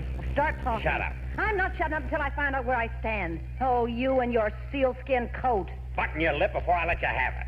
Ought to do it anyway for bringing these monkeys in here. Oh, Jeff, please. Wait a minute, Helen. Let me do the talking. Now, Jeff, you're going to listen to me. And you're going to listen to this. Out like a light, killer, you sure pack a mean wallop. What do you want to do with these other phonies? Throw them out. Wait a minute, Jeff. Try to concentrate. This is Dr. Elbron talking to you. I'm your friend. And I'm Helen. Look at me, darling. Look at me. I am looking at you. You're not bad. Steve. Yeah, killer? I changed my mind. Just throw these two mugs out. I'm going to keep the dame. Oh, no, you don't. I say she goes. You stay out of it, Well, you cheap. can't hold Wait a minute, wait a minute. You don't have to fight, girl. There's enough of me for both of you. Well, I Hey, what's that? Wait a minute. It's Norton. He's got a mob with him. Norton, eh? I told him to get out of town. He wants action. He came to the right place. Jeff, stay away from that window. Oh. Jeff. Oh, Jeff. They got the killer. Is he hit bad? I don't know yet. Oh, Dr. Elbron, help me take Jeff into the other room. Hey, Peaches, did you stir Norton's mob over here? No, I didn't, Steve. Honest, I didn't. Hey, look, you gotta believe me. And we'll talk about that later. Stay with him, boys. We can't let the killer down. Here. We're just laying down on the couch. Yeah. There. Doctor, Jeff, is he hurt badly? It's a flesh wound. The bullet grazed his temple. Oh, look, he's coming to. Oh, my head. Jeff, are you all right? Helen, get a glass of water. Yes, Doctor. Oh. What's this? I'm bleeding. Now, take it easy, Jeff. Take it easy. It's only a scratch. You'll be all right. Here's the water, Doctor. Here, thanks. Now, take this pill, Jeff. It'll make you feel better. Helen. Dr. Elbert. Jeff. Oh, Doctor, he's himself again. The sudden shock did it. Now, how do you feel now, Jeff? Gee, I had the most terrible nightmare. I dreamt that I was Killer Cates, and I went to New Jersey. Met a man named Norton. Got mixed up in a gang war. He was awful. Jeff, it wasn't a dream. What? No dream? No, Jeff. You actually did all those things. You were out of your mind. What's the noise? Who was shot? It's Norton's men. They're shooting at us. Your gang's outside in the other room. Well, what are we going to do? We'll all be killed. Where's Brady? Get Brady. He always knows what to do. I'm afraid he can't help us now. He can't help us. Killer Kate, you knocked him out. There's only one thing to do, Jeff. You've got to go out there and pretend you're Killer Kate. Me? It's our only chance to get out of this mess. But I can't do it. Look, I'm liable to get killed. Doctor, we can't send Jeff out there. But don't you see? If those men find out that Jeff isn't Killer Cates, their fearless leader who got them into this predicament, they'll turn on him in a second. He's right, Jeff. You have to go through with it. But what can I do? I'm a coward. I'm not even a brave coward. I mean, I'm afraid. Get out there and try to call off this gang war. Make peace with Norton. Give him back his gang, his nightclub. And his girl. Promise him anything that'll get us out of here alive. Can you do it, Jeff? Well, sure I can. I'm an actor. I'll give them the best performance they've ever seen. Give me that gun. Now, I'm Killer Kate, see? The man who couldn't be killed. From now on, I'm giving orders around here, see? How'd you like that? Oh, that's fine, Jeff. But you better use 2 guns. Your hand was on your hip again. Now, go on out there, Jeff. And, darling, please be careful. Fellas, look, the killer is back! We thought he was done. Now we'll show Norton who's boss. Yeah, give it to him. I mean, give it to him. We'll wipe out every one of them. What's in the house? Stop him, boy, stop him. Don't let him in. For my sake, boy, you gotta protect the old killer. Save me. Hey, there's something wrong with the killer, is there? Yeah, not once in the last half hour has he mentioned what happened to Spangler. Don't stand there gossiping. Shoot back. All right, nobody move. We got you covered. Oh, okay. You win, Norton. Drop your gun. Well, you're not so tough now, are you, killer? Look, Mr. Norton. There's been a great mistake. I'm not really a killer at all. I'm an actor. What are you trying to pull? That's right, Mr. Norton. I can prove it. I'm his wife. And I'm his doctor. I can certify this man was suffering from schizophrenia and not accountable for his actions. Yeah, that's it. My name is really schizophrenia. I mean, Jeff Skitsy. I mean, Skitsy Morley. I mean, look, how could I be a killer? It's only a joke. But please believe me. You can't talk your way out of this. Hey, what's this? Hiding behind a couch, huh? Come on out, Peaches. Joe, you gotta listen to me. I was for you all the time. Shut up, you little double-crosser. I'll take care of you later. Please, Mr. Norton. I'll do anything you want. I'll give you anything if you'll only let me out of here. Believe me, I'm not Killer Kate. Shut up. Yes, sir. Now, where are those canceled checks you stole from my safe? Checks? I don't remember any checks, sir. He's lying, Joe. I know where they are. The killer mailed them to the DA this afternoon. Then they've been already picked up. They must be in the post office by now. What do we do now, Joe? We gotta get those checks before they reach the DA. We're gonna crack the post office. The post office? But, Joe, that's federal stuff. We don't want to fool around with that federal stuff. Don't worry, we're not gonna do it. Hey, you. Who, me? Yeah, you. You're gonna crack the post office. No. Helen, doctor, don't let him take me. Ouch. I'm doing the slapping now. Lefty, take these people downstairs. Lock them in the cellar. No, please. Come on, everybody. Get moving. Hey, what about me, Joe? You're going to take me with you, ain't you? No, Peaches. You and me, we're through. Now, come on, killer. You're going to crack the post office and get those canceled checks. I won't do it. I won't, I tell you. Now, put down that gun. What's the matter, killer? Are you yellow? No, I'm not yellow. Then why are you shivering? It's that darn cold strike. Isn't it awful? You know, personally, I think... Shut up. Yes, sir. Come on, boys, let's go. Goodbye, Peaches. Oh, he thinks he's through with me, huh? We'll see about that. I'm going to kill 2 birds with 1 phone call. Hello? Operator, get me the police department. Push me around, will they? Hello. Look, I'm giving you a tip. Killer Cates and Joan Norton are on their way downtown to hold up the post office. What? Oh, never mind who this is. Just a very dear friend of theirs. How long has he been in the post office, Steve? 15 minutes. Long enough to get those canceled checks. Come on, boys. We're going in and get him.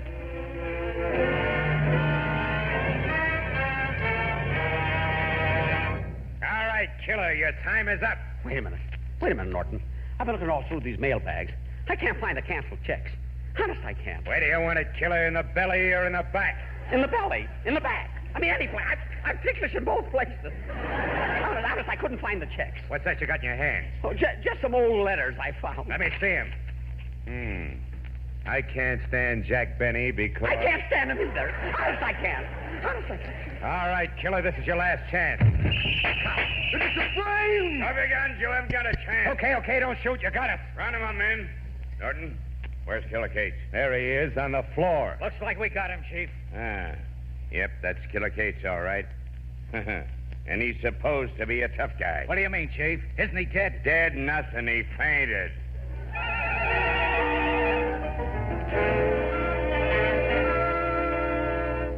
Anyway, Helen, as soon as the shooting started, I pretended I was hit and dropped to the floor. The chief of police said you fainted. I was only acting. Well, your acting was so good, it took them 4 hours to bring you to.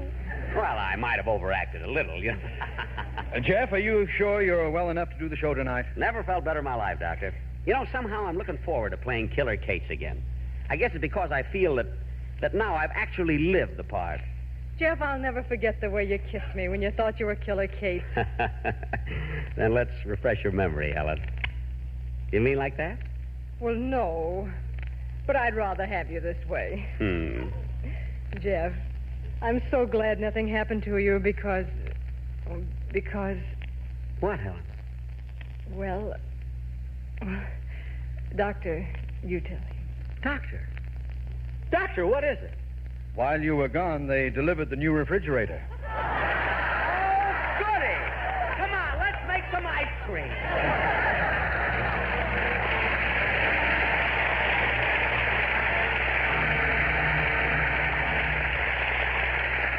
Our stars will return to their curtain calls in a moment. It's time for our stars to take a bow. I'm right here, Bill. Jack, please, let me finish. Oh. It's curtain call time, and here are the stars who gave us such a thrilling evening of suspense and drama. Jack Benny and Gail Patrick.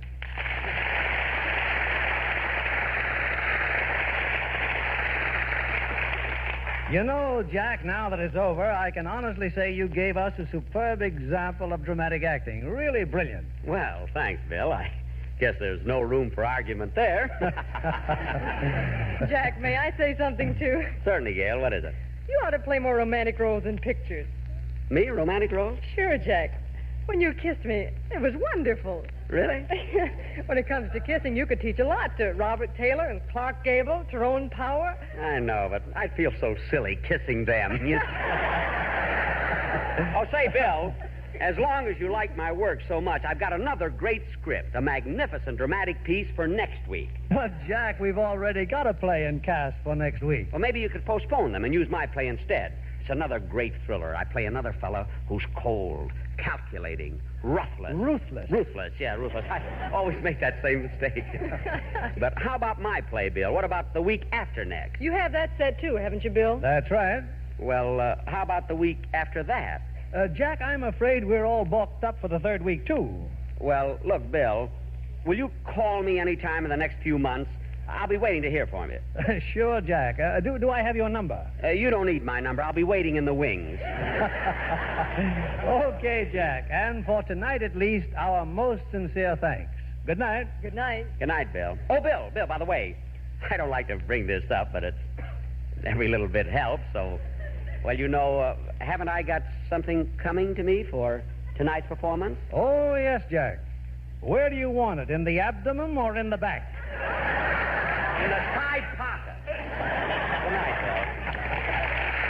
Good night, Jack and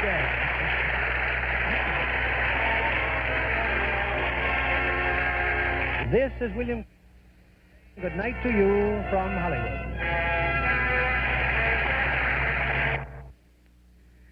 Oh, a little ragged at the end there. That's from the original Armed Forces Radio Service recording. However, the Lux Radio Theater production of Killer Cates, starring Jack Benny and Gail Patrick, Alan Reed, Gail Gordon, December 16th of 1946.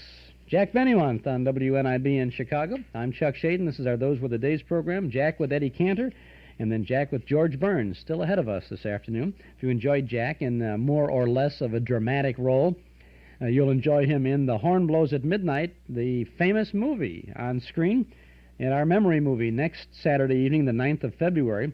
Alexis Smith co-stars with Alan Jocelyn, Reginald Gardner, Guy Kibbe, Franklin Pangborn, Margaret Dumont, Robert Blake, yes, although he was called Bobby Blake at the time, Mike Mazurki, Truman Bradley, and John Brown.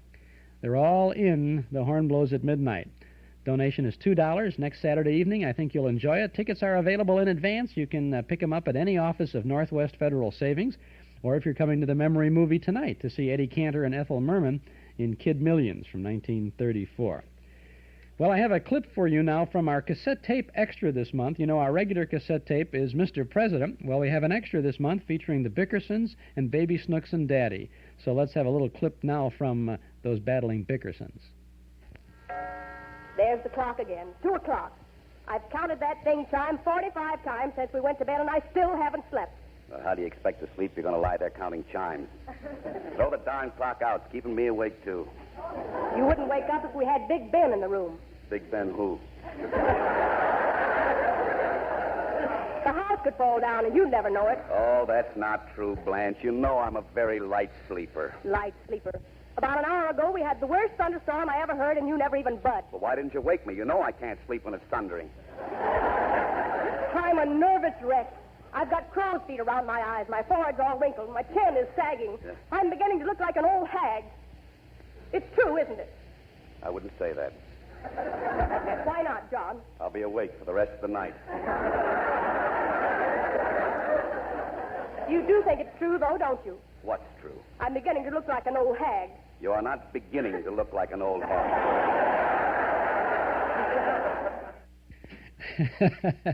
That's the Bickersons. Lots of good comedy entertainment on our cassette during February as we bring you Don Amici and Francis Langford as the Bickersons in 3 hilarious comedy sketches from their 1947 radio series for Dreen Shampoo. Plus, we give you Fanny Bryce and Hanley Stafford as Baby Snooks and Daddy and a pair of comedy scenes from radio's golden age. You'll laugh and laugh with the Bickersons and Baby Snooks on an hour of great entertainment. Our cassette extra for February, only $5 from the Hall Closet, Box 421, Morton Grove, 60053. Or you can get this Bickerson's Baby Snooks tape at any office of Northwest Federal Savings, or when you visit our Metro Golden Memory Shops on Irving Park Road in Chicago or on Waukegan Road in Morton Grove. Regularly $6.95. This is a cassette tape extra special for February for just $5 from the Hall Closet, Box 421, Morton Grove, 60053. Don't forget about that regular February cassette tape of the month, 2 Mr. President shows starring Edward Arnold as George Washington and as Abraham Lincoln. Only $5 during February from the Hall Closet at any Northwest Federal or at our Metro Golden Memory Shops. If you'd like both tapes, Mr. President plus the Bickersons' Baby Snooks, send $10 to the Hall Closet, Box 421, Morton Grove, 60053. Eden's Plaza Shopping Center, where plenty of free parking makes it a pleasure to shop your favorite store or service. Eden's Plaza Shopping Center, where Eden's Expressway, Skokie Boulevard, and Lake Avenue meet at Wilmette. Eden's Plaza Shopping Center. Easy to reach, easy to park, easy to shop.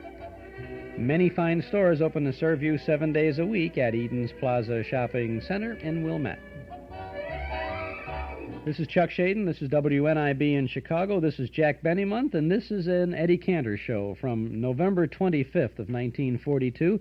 It's called It's Time to Smile, which is a reflection on the sponsor, Ipana, also Sal Hepatica. That would be Ipana for the smile of beauty and Sal Hepatica for the smile of health.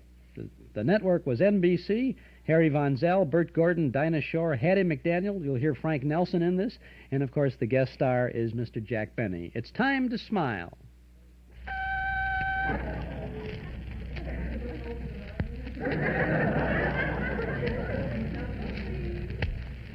Operator, this is Eddie Cantor. Connect me with Fink's Drugstore. I'm dreaming of a white Christmas. Fink's Drugstore. Hello. Would you please run across the street and call Jack Benny to the phone? Well, Mr. Benny happens to be here now, but you'll have to wait a minute. He's talking to the manager at the pinball machine. Ah, that was a lucky one. 2 nickels, please. We don't pay off on tilts.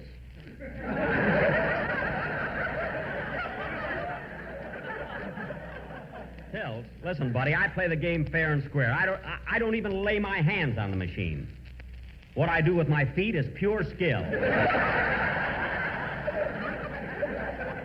Sorry, we have rules. We do not pay off on a pinball game unless the machine remains inside the store at all times. But, Mr. Fink... You shoved it so close to the soda fountain, you shot the last 3 balls into the malted milk shaker. Look, if that's the way you want to run your drugstore, I'll go elsewhere. Please try to understand, Mr. Benny. I don't mind you shoving the machine a little. But you're not supposed to break the glass and put the balls where you want them.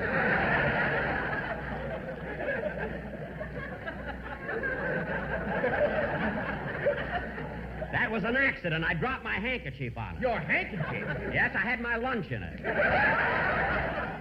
I come here just for coffee, not to eat. Oh, all right. Here your nickel. Mr. Benny. Didn't even touch the thing. You're wanted on the phone. Oh, thanks. Help me get this pinball machine off my back. Accusing a guy of... Hello? Jack, this is Cantor. I got your message to call. Oh, yes, Eddie. This is urgent. I must see you immediately regarding a certain proposition. Look, Jack, I'm not going to get stung with any more of your propositions. I didn't mind last month when you sold me that piece of property and told me it was a gold mine. It is, Eddie. I tell you, miniature golf courses are coming back. But that's just a small deal. This proposition is big. It's tremendous. Suppose I come over and discuss it with you. Look, Jack, I'm going on the air in a minute.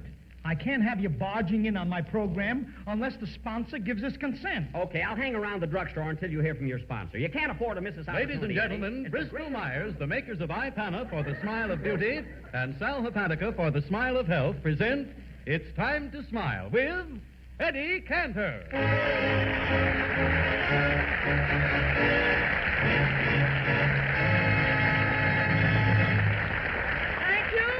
Thank you. Good evening, everybody. How are you, Harry? Say, Eddie, I overheard your conversation with Jack Benny. You know you don't need the sponsor's consent. Now, why don't you let him come on the program? Harry, we've got a good thing here, haven't we? Yes. We're both eating regularly? Yeah. We get paid every week? Well, what's all that got to do with Jack coming on our program? Listen, if our sponsor finds out people are supposed to laugh, we're through, you know. Besides, Harry, I don't like to have him around. He's such a cheap guy. Oh, no, Eddie, that's just a rumor. No, really, it's a rumor. I happen to know that for Mary's last birthday, Jack gave her a beautiful silver fox muff. Silver fox muff? Yes. That was Benny's toupee with a zipper on it.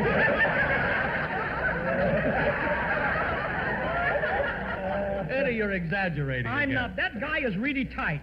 Wednesday, he goes into a butcher shop and gets some liver for his dog. Thursday, he gets some hamburger for his dog. Friday, he gets bones for his dog. Yeah, well, what's cheap about that? Harry, he's got no dog.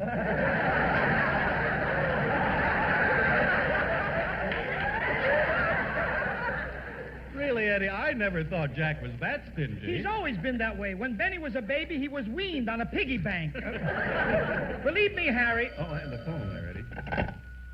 Hello? Anything new?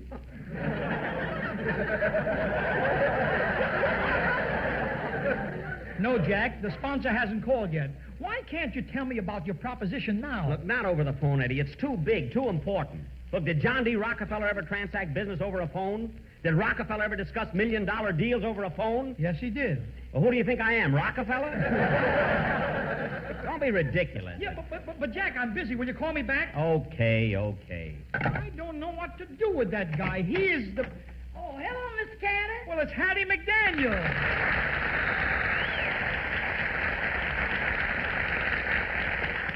Hattie, I've been looking for you all day. Where have you been? I've been substituting for Rochester over at Mr. Benny's house. Yes, sir. They put poor Rochester in jail last night. In jail? What for? He smiled during a blackout. You say he smiled? Yes, sir. And the gold in his teeth lit up Hollywood Boulevard, clear to Glendale. Tell me, Hattie, I'm anxious to know. You've been to Mr. Benny's house. Has he really got a piggy bank? Oh, no, sir. He hasn't? No, sir. But he's the only man I know who's got a mattress that jingle, jangle, jingle.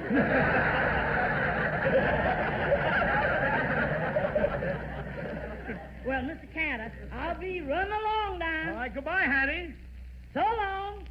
I'm dreaming of a white Christmas.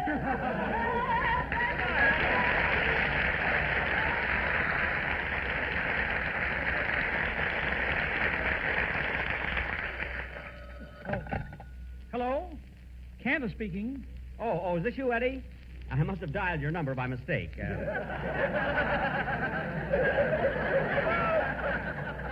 However, since you're on the phone, anything new? No, not yet, Jack. Well, I hate to bother you so much, but don't worry about the sponsor. I'll drop over later on. So long. So long. Harry, I can't understand that, Benny. He is so... Come in. Anything new? Jack, why, it's Jack Benny.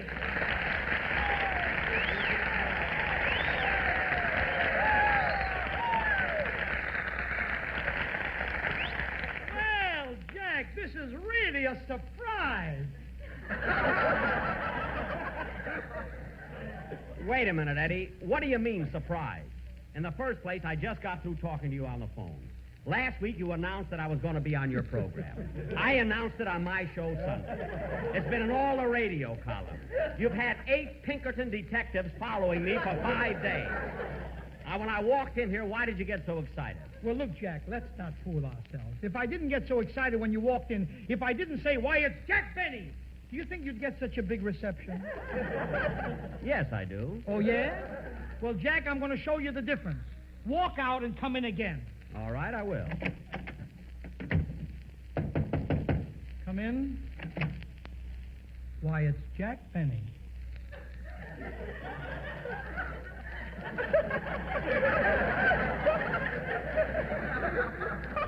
Now, about this proposition.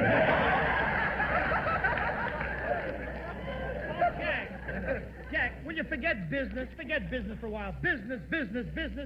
I haven't seen you for so long, Jack. Let's just have a friendly chat. All right. Is it a money-making proposition? Well, no, not exactly, no. So how are you feeling, Jack? How are you? Gosh, it's good to see you. You know, I never see you, Jack. Of course, I listen to you every Sunday. Oh, then you, Eddie, you did hear me mention that I was going to be on your program, didn't you? Yes, Jack. That's the part I heard. Oh, thank you. Now, and on your show, you also mentioned going to see the preview of your new picture, George Washington Slept Here. Did you actually go? Yes, Eddie, I finally saw the picture. Well, tell me, Jack, how is it? I mean, were you pleased with your work in it? Well, Eddie, you know, I hate to bring it up in front of all these people. I mean, look, let me tell you something. Now, Eddie, I'm not conceited. You know that, don't you? Well, of course, Jack. I mean, you've never heard me rave about myself, have you? Never, Jack. Never. Well, Eddie, I will amaze you in this picture.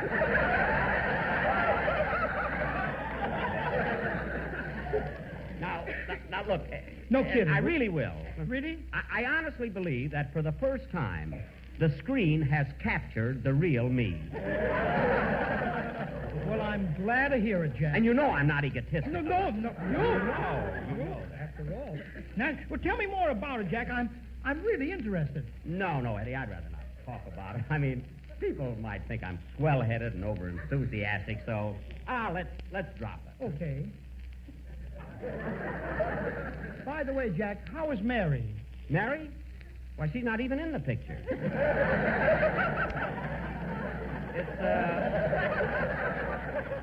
You see, it's Ann Sheridan. Oh, yes. And, Eddie, I must tell you about one scene we have together. You see, Ann and I have been married for 3 years. And there's one scene in the garden that'll tear your heart out. Really? Oh, really. It's where I say to her, Connie. See, that's her name in the picture, Naturally, Connie. My name is Billy Boy.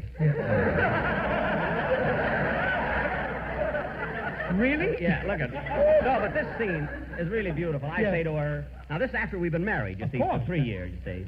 And we're out in the garden, and I say, Connie, this is our 3rd anniversary. Tell me, sweetheart, do you still love me?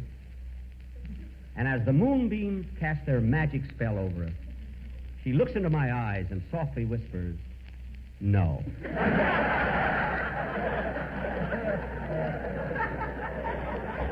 Well, Eddie, I saw it and cried. Yeah. Really? And when a fellow as tough as I am can cry at his own picture, well... Well, that must be a real dramatic highlight, Jack, huh? Oh, it is. Oh, well, enough about me and everything. Now, how's Ida? Did she see my picture? No, she didn't. Tell me, Jack, how do you look on the screen? I mean, how do you photograph? How do I photograph? On the street, yes. I'm glad you brought that up. Now, Eddie, I mean, you know me well. You know I never brag. Not you. I mean, you know that. I know that, Jack. Come here a minute. Yeah. Now, don't misunderstand Well, we're what I'm friends, going to Jack. say. You know. Now, look at. You've seen Robert Taylor on the screen, haven't you? Uh-huh.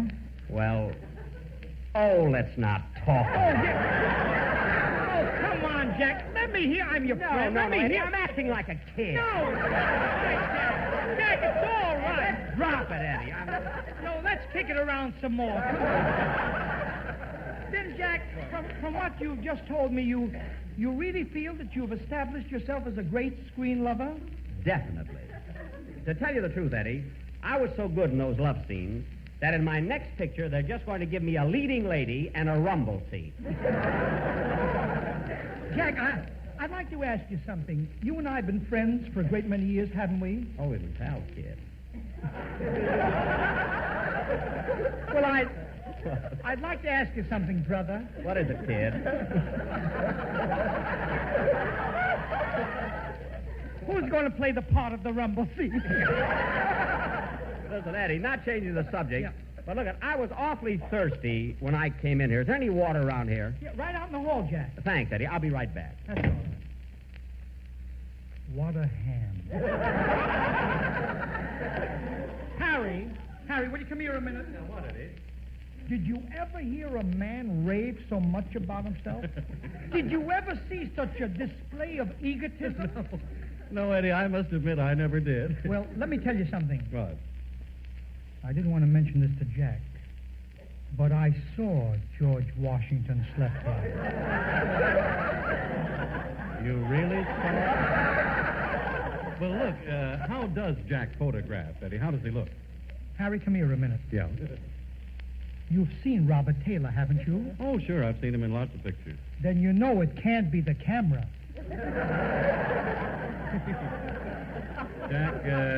Jack looks pretty bad, huh? He looks... I'll explain it this way. Did you ever see a little girl about 6 years old when she gets into a mother's purse and puts on some rouge and lipstick? Yes. Well, Jack looked just like that, only he had a red arrow pointing to his dimple.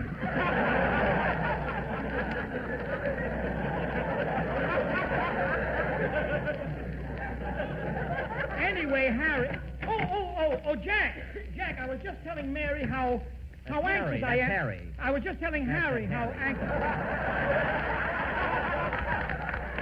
Mary is home listening to the program. I've been telling her to... Listen, I've been just telling Harry Von Zell how anxious I am to see you in your new picture, Jack. Really? Yeah. Well, that can be arranged, Eddie. I'll leave a couple of passes for you at the box office. Passes? Yes. It won't cost you a cent. You just have to be there at the theater any time between 5 and 6 in the morning, and you can see the picture.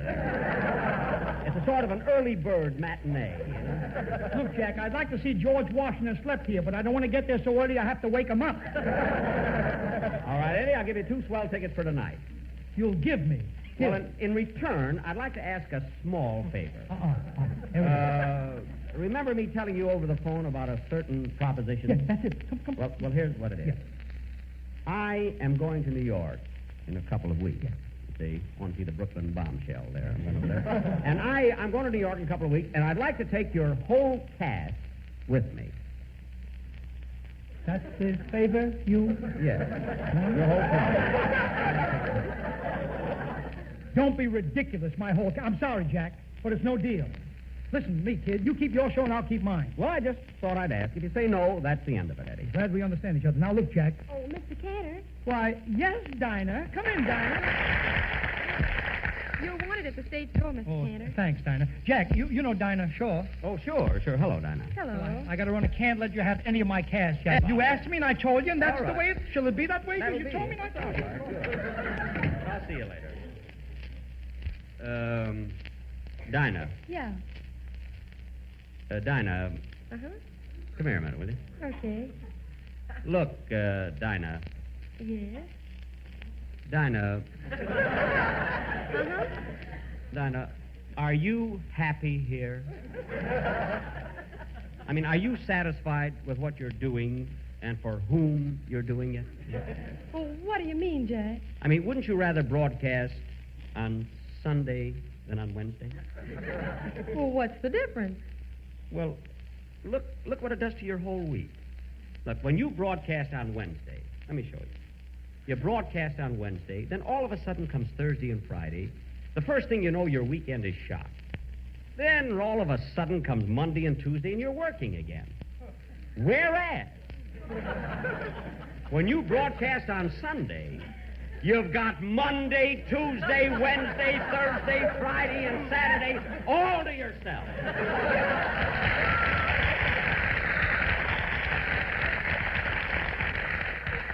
It's wonderful. But, Mr. Benny, No buts, Dinah. I'm determined to have you work for me. Now, I'll tell you what. I'll pay you twice as much as you get from Cantor. Now, how much does Eddie pay you? Well... I know how you feel, Ida. Dinah, I know how you feel. Just whisper it to me. How much does he pay you? He pays me,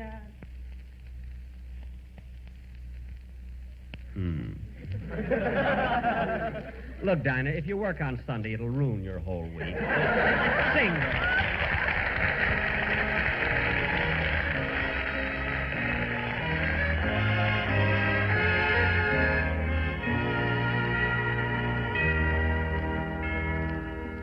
I'm dreaming of a white Christmas, just like the ones I used to know,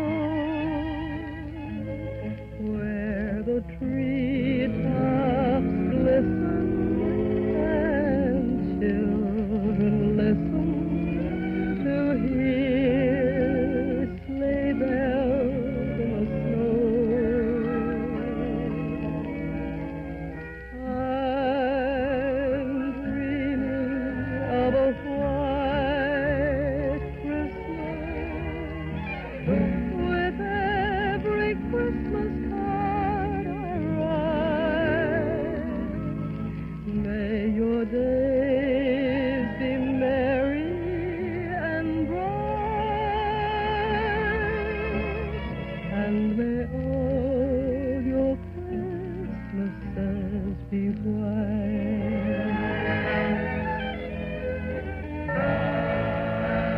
I'm dreaming of a Christmas, with every Christmas card I write.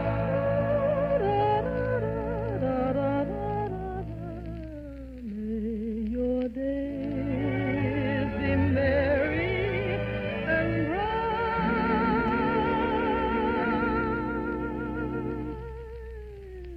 and may all your Christmases be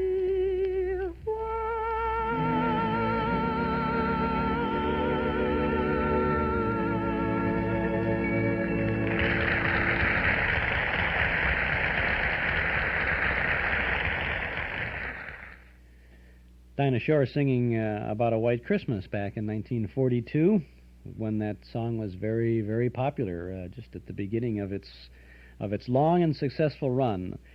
Heard on the Eddie Cantor It's Time to Smile program on NBC back on November 25th of 42. Jack Benny at his best on this Cantor program, and Cantor's not doing so poorly himself, I would say. We'll get back to it in just a moment.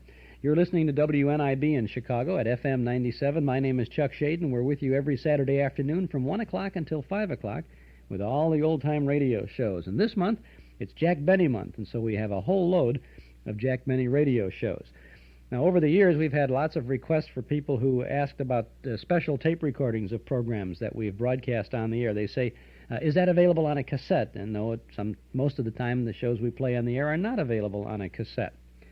Well, we have, as you may know, made arrangements with one of our engineers to make a cassette recording of any program that we broadcast on a Saturday afternoon, or for that matter, any program that we have ever broadcast. This is a custom recording on top quality tape from our broadcast master. So if you don't get your copy off the air, and believe me, and you know, we do everything we can to help you get it off the air, but if you don't, we'll be glad to make a copy for you. Just let us know the show that you want, the date that we broadcast it, and any other information you have, and we'll be pleased to accommodate you. The fee for this service is $6.50 per half-hour program, and you can send that amount to the Hall Closet, Box 421, Morton Grove, 60053. And if you'd like some more information about this, just give us a call here at our studio at 967. Why am I saying 967? It's 965-7764. 965-7764. Now let's continue with It's Time to Smile.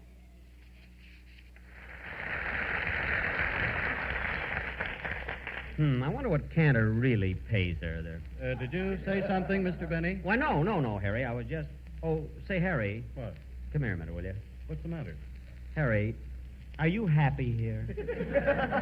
Yes, I'm very happy here. Oh, I mean, are you happy in California? Don't you get tired of all this sunshine? Wouldn't you rather go back to New York and step into a nice, slushy gutter? What are you driving at? Well, would you be interested in coming back to New York with my show? Well, what about Don Wilson? Oh, Don's all right, but with the meat rationing, I'd like to get a smaller announcement.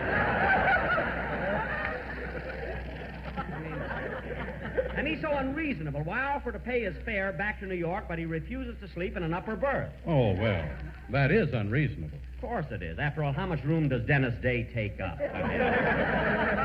What do you say, Harry? Well... Come with me, we'll get 1 million laughs. Well, to tell the truth, Jack, I'd rather stay here and get 1 million smiles. You rather get smiles? Yes, I would. How do you go about it? That's very simple. Do it like this. Ladies and gentlemen, to help get a smile you can be really proud of, decide now to change to Ipana toothpaste and gum massage. Because firm, healthy gums are mighty important to sound teeth and sparkling smiles.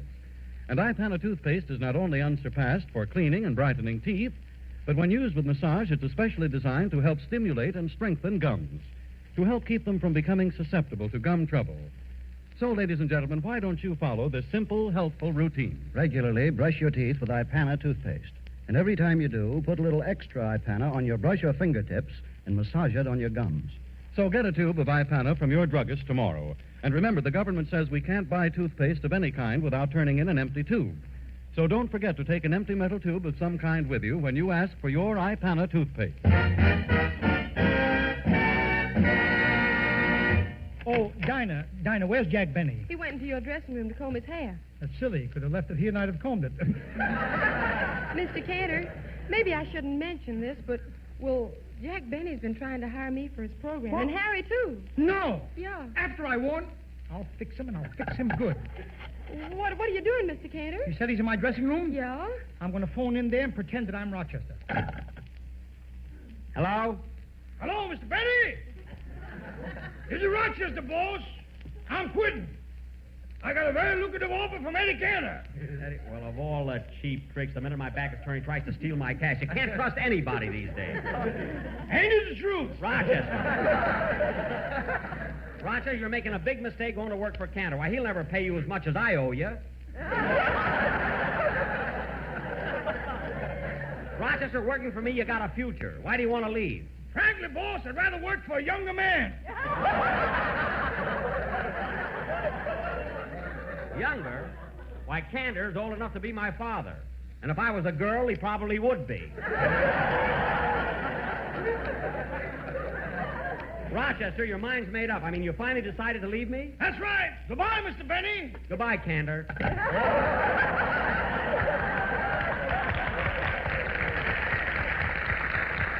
He knew it all the time. Well, I'll go into the dressing room now and find out exactly what he's Now, if I could only find someone here who isn't loyal, a guy that would stoop to anything, a complete stinker. How do you do? Gordon, the man Russia. Comrade, I am your man. For 12 years, I've been working for Kemper, and now... Yes? I am revolting. You certainly are. Thank you. Russian? Yes? I'll give you a contract if you're sure you want to quit Kemper. Why shouldn't I quit him? He's no good. He's a crook. He's a heel. Aha! And I love him. He's like my own brother. Russian, don't let him tempt you with money. Even if you do work for Benny, you can't get above the $25,000 ceiling. Working for you, I can't even get off the floor. My ceiling is zero. Oh, stop it, will you? Mr. Benny, I've decided to work for you at my very lowest figure. What's that? Nothing. Russian, I don't understand. You've been with me so long. Why do you want to leave me to go to work for Jack Benny? Because I like him. I owe him a debt of gratitude. You see, many years ago, back in Moscow, I am sitting with my girl. We are tuning in on the radio, and we are hearing Love in Blooming. I am holding her hand. I can smell the chrysanthemums right in the air. And then, my dear friend, I proposed. Mr. Benny, that's why I am grateful to you. You mean your girl said yes? No, the music was so bad she killed herself. Thank you.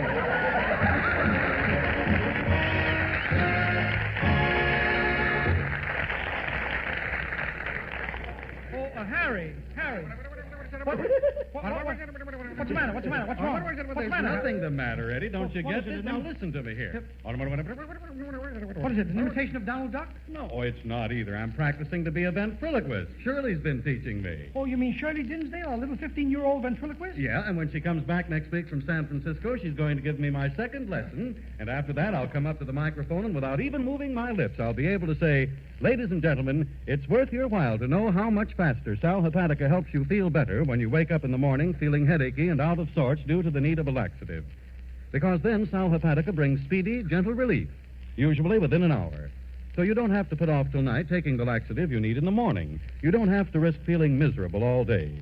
Sparkling Sal Hepatica has this advantage, too. Sal Hepatica also helps sweeten an upset stomach by helping to reduce excess gastric acidity. So get a bottle of Sal Hepatica from your druggist tonight or tomorrow.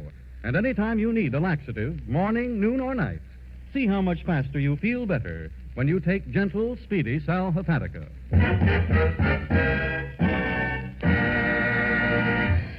Ladies and gentlemen, Jack Benny on his violin and me with my golden voice give you our interpretation of Ida.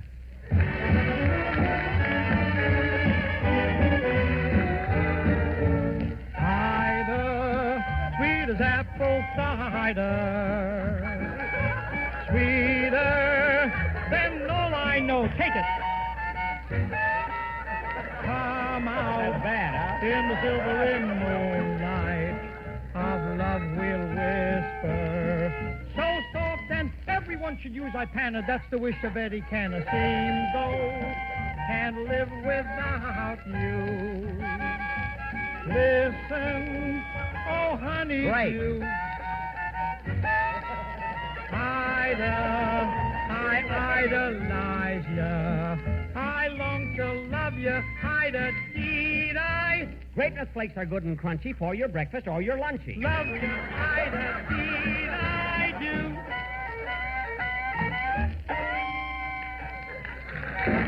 Good night.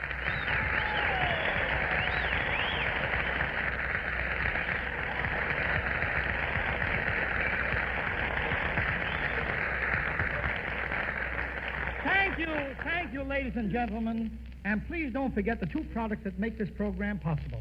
Ipana for the smile of beauty, Sal Hepatica for the smile of health. Ipana, Sal Hepatica. Now, remember, I love to spend each Wednesday with you. As friend to friend, I'm sorry if I'm telling. Ladies and gentlemen.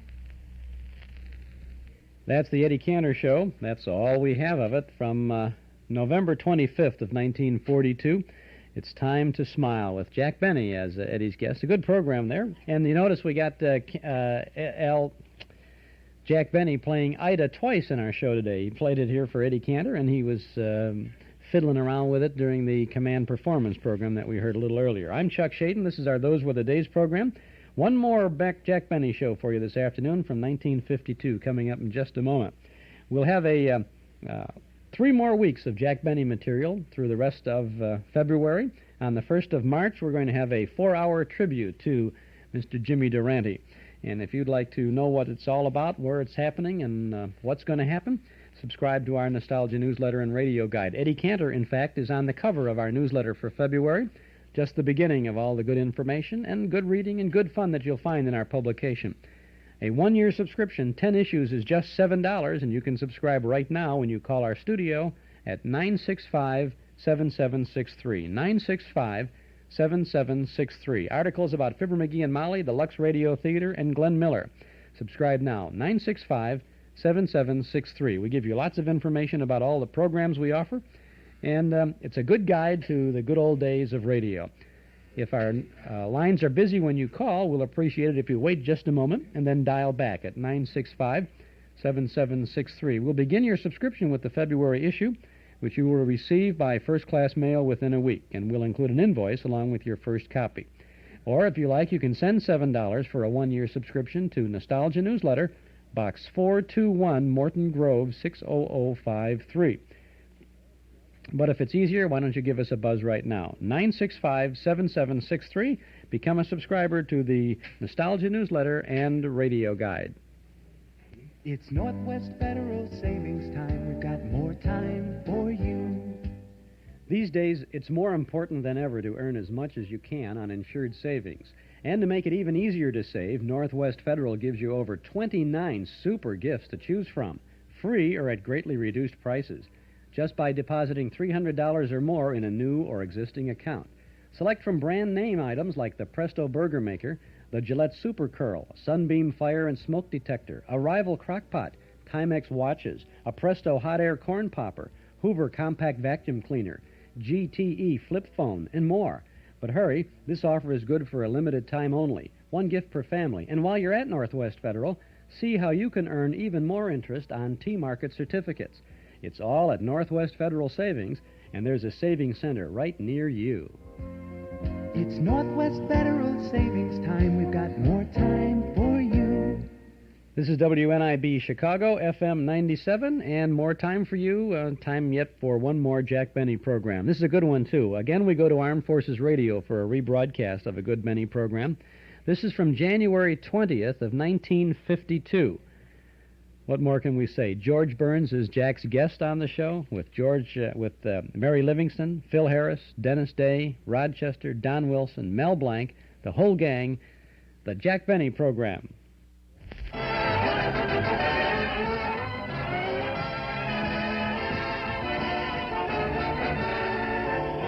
Jack Benny with Mary Livingstone, Phil Harris, Rochester, Dennis Day, and yours truly, Don Wilson.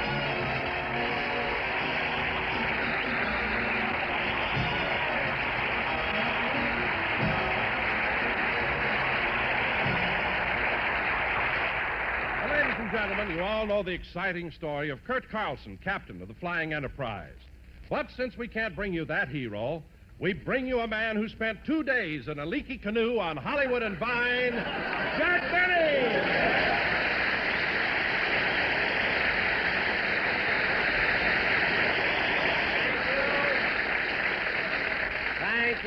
Thank you. Hello again. This is Jack Benny talking. And, Don, you did exactly what I thought you'd do. I knew you'd give me that kind of an introduction. Well, what's wrong with it? I'll tell you what's wrong with it. Since we've had this terrific rainstorm, every comedy show will be loaded with gags about the rain, the mud, the deep water. I mean, why can't we be different? But, Jack, with all the rain we've been having, I thought the subject would be topical. Well, we can talk about something else and still be topical. I mean, the weather's been cold, too. What are you talking about? It hasn't been cold. It hasn't, eh? Don, Jane Russell has been wearing a sweater just to keep warm.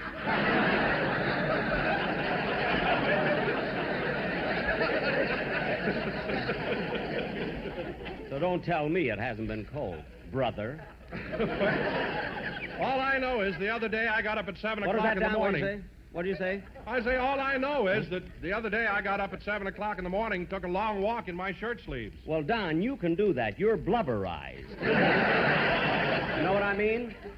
Jack, if you mean what I think you do, I've got news for you. My doctor said I'm not fat. Your doctor said you're not fat, huh? He said the reason I look this way is because I've got small bones.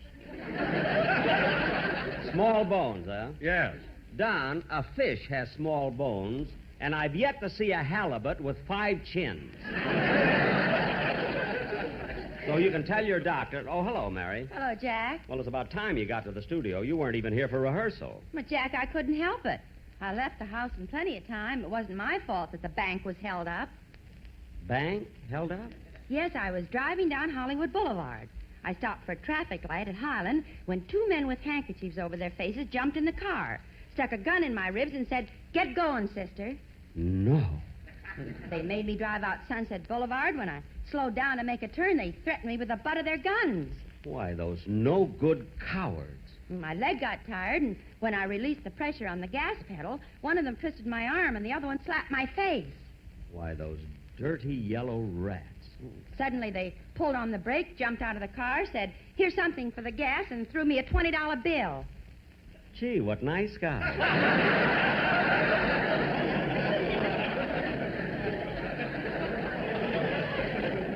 I mean... Oh, now, Mary, did you make that story up? Yes, Jack. Every time I'm late, you bail me out, so I thought I'd make up an excuse. Some excuse. That's the worst story I ever heard. How you ever expected anyone to believe such a far-fetched, fantastic story? I'll never... I'll get it. Hello? Yes, she's here. It's for you, Mary. Oh, thanks. Hello? Yes? Yes, I would. Oh, no, you'll have to do better than that. That's more like it. Thank you. Goodbye. Who was that, Mary? Warner Brothers. They just bought the story. Well, I'll be darned. Anyway, Mary, what was your real reason for being late? Well, Jack, since my car froze 2 weeks ago, it hasn't been running right, and I couldn't get it started. Mary, don't you know to keep your car from freezing, you have to fill your radiator with alcohol? Alcohol? Coming, Mother.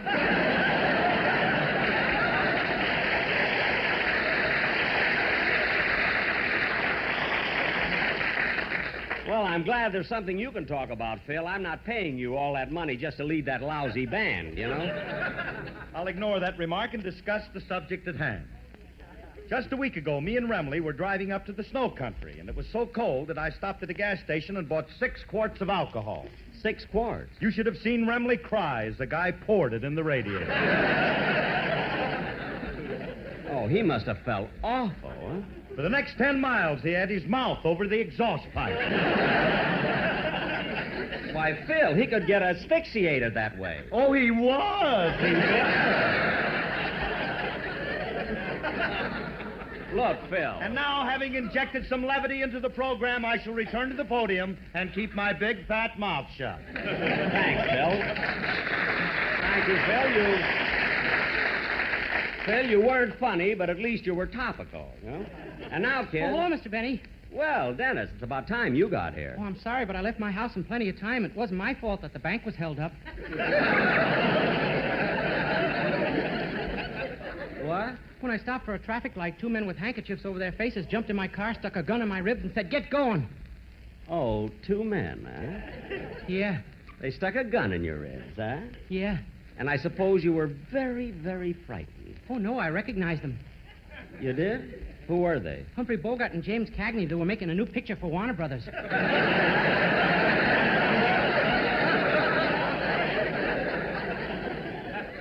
Gee, those studios sure worked fast. Then suddenly they told me to stop the car. They jumped out, threw me a $20 bill for the gas, and kissed me goodbye. Kissed you goodbye? In the original story, a girl did the driving. I know. Then I drove away singing in my Mary Oldsmobile. You were singing? Yeah, they decided to make it a musical. Dennis, come here a minute, will you? Huh? Ouch! Jack, why did you punch Dennis in the nose? I wanted the picture to be in color. Ladies and gentlemen, I really didn't hit Dennis. What you heard was done by the sound man. Isn't that right, Dennis? Yeah, he punched me in the nose. Now, Dennis, I want this program to be a musical, too, so let's have your song, will you? Okay.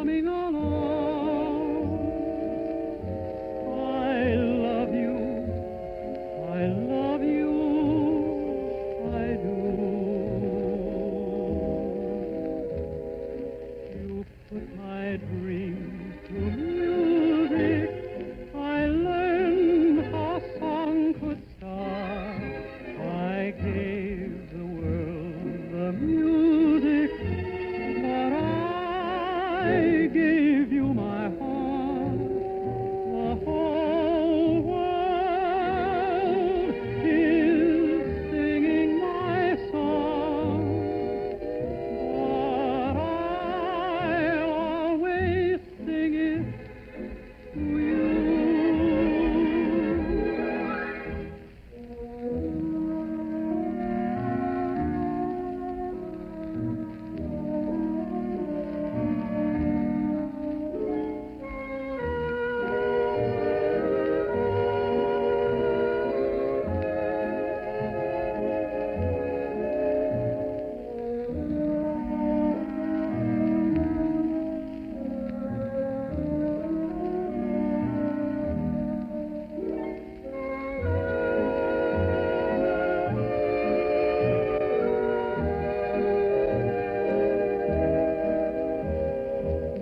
Put my dreams to music. I learned how a song could sound. I gave the world the music, but I gave you my heart. The whole world is singing my song, but I'll always sing it to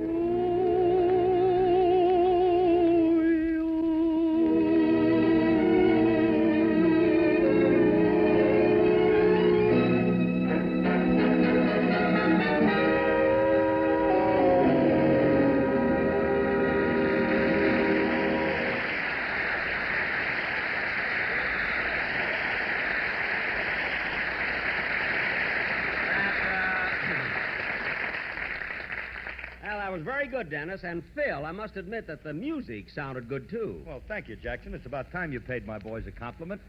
Phil, I compliment these boys any time I feel... Wait a minute, Phil. Huh? I just noticed that Fletcher is back in the band again. Yeah, good old Fletch. Got back 3 days ago. Well, Phil, wait a minute. I thought Fletcher always played a slide trombone. How come he's playing a clarinet? We had to switch him to an instrument he could play with his hands close together. We can't get the handcuffs off.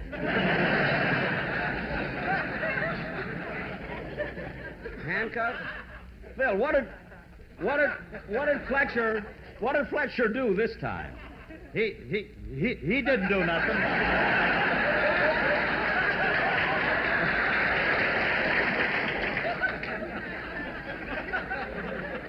Then why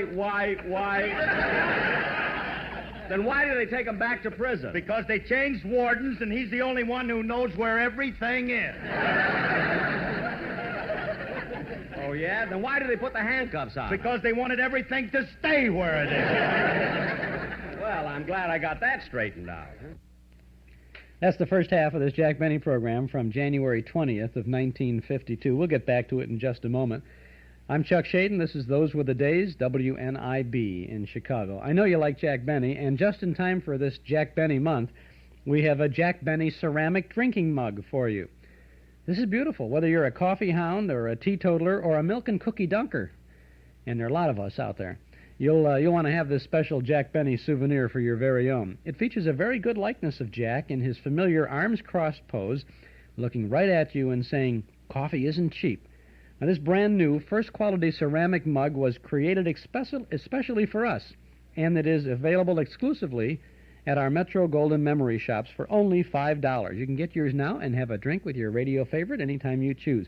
This is a very good Valentine's gift or a little birthday present, or even something to take and hide away for a special occasion someplace, or have some hot chocolate in it with some marshmallows floating in it. Oh, it's a nice thing. It's a nice little, it's a nice mug with a picture of Jack Benny's mug on it, as a matter of fact. Get yours at Metro Golden Memories in Chicago at 5941 West Irving Park Road, just east of Austin. In Morton Grove at 9004 Waukegan Road, 2 blocks north of Dempster. We're open 7 days a week from 11 in the morning until 5 in the afternoon. And the Irving Park shop remains open until 7:30 every Saturday night, so you can stop in on your way over to the Memory Movie at Northwest Federal. Use your MasterCharge or Visa card to get your Jack Benny ceramic mug. And don't forget that you can also browse through hundreds of old-time radio shows. They're available on LP record, cassette, and 8-track tapes. as well as books and magazines about the stars and the days gone by. We've got it all for you at Metro Golden Memories in Chicago and Morton Grove. Now we continue with the Jack Benny program from 1952. Say, Phil, how many times has Fletcher been on probation? This is his third semester. Oh, Phil, say that word again, will you? Semester. Say it once more. Semester. You know, folks, at rehearsal, he kept pronouncing it seamstress. Imagine seamstress. A natural mistake for a chap who likes to keep the audience in stitches.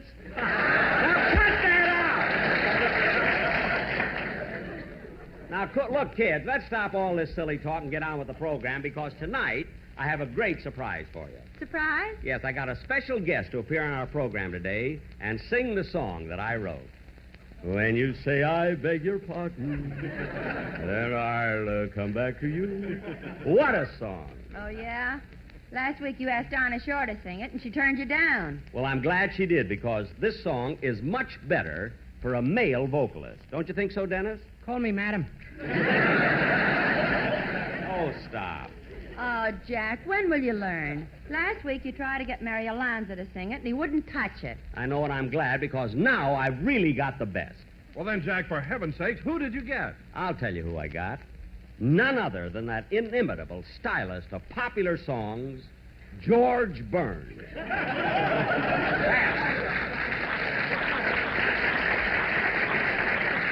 That's who I got. George Burns? Burns and Allen?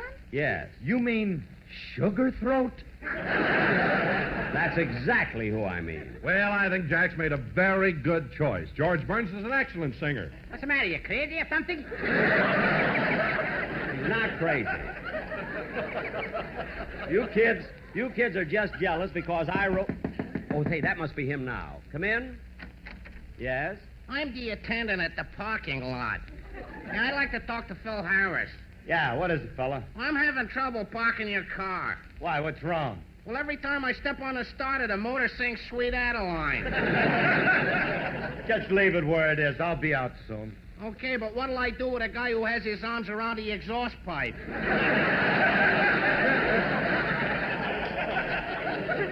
Leave him there. Leave him there. Boy, is he asphyxiated.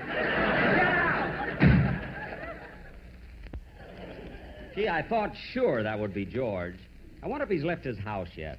I better call him and see.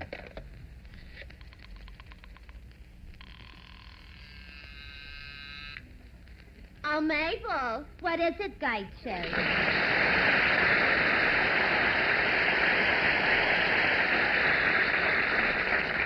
Mr. Benny's line is flashing. Yeah, I wonder what Schmovadas wants now. I'll plug in and find out.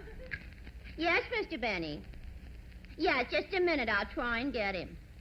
He wants I should get him George Burns. George Burns? I wonder why. Maybe Jack wants him to be a guest on his television show next Sunday. Those two straight men. If it wasn't for Mary Livingstone and Gracie Allen, they'd be a couple of bums.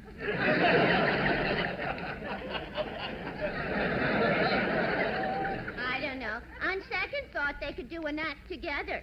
Jack could play the violin while George listened to it. So, what kind of an act would that be? Jack fiddles while George burns.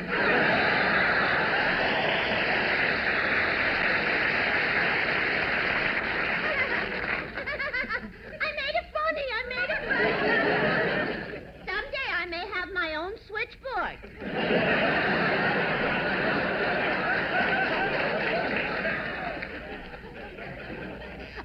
Benny's line is flashing again. Yeah.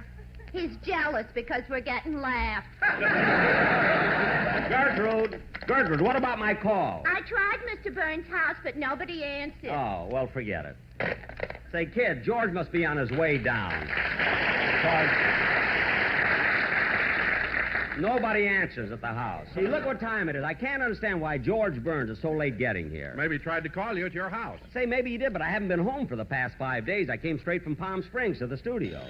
Hey, the phone. That must be George now. Hello? Is this Sugar Throat? If you mean lump sugar, yes. All right. Rochester.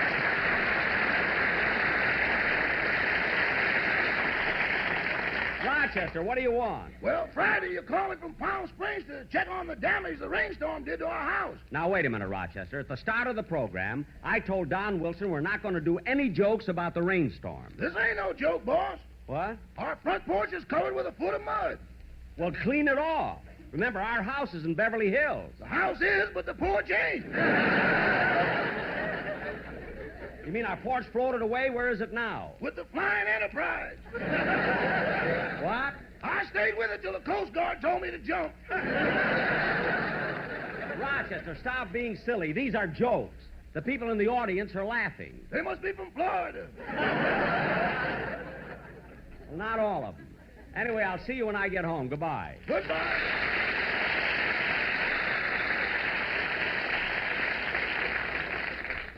Let me see. $5 billion at 6%. Whoops. Gee, this summer I'd be sitting pretty. All that interest beside my unemployment checks. Oh, well, I'll ask Mert. Jack, will you stop dreaming and get on with the show? Yeah, Jackson, let's get going. I gotta leave. What's your hurry? Well, Alice had a new dress made, and she asked me to stop and pick it up at the semesters. That sings for it. Can't get one thing right. Anyway, we can't get on with the show.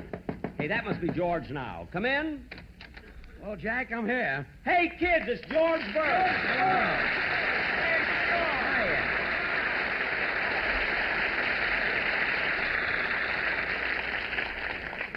George, I knew you wouldn't let a pal down. Of course not, Jack. What are pals for? You know, kids, George and I have been friends for 20 years. 25. That's right. We've been following each other's careers since the days of vaudeville. We don't make a move without consulting each other. Isn't that right, George? That's right.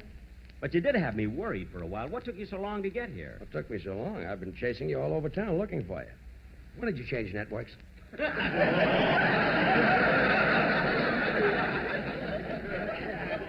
When did I change networks? 3 years ago. George Burns, of all people. Jack, don't get mad at him. Remember, he's your pal. Buddies.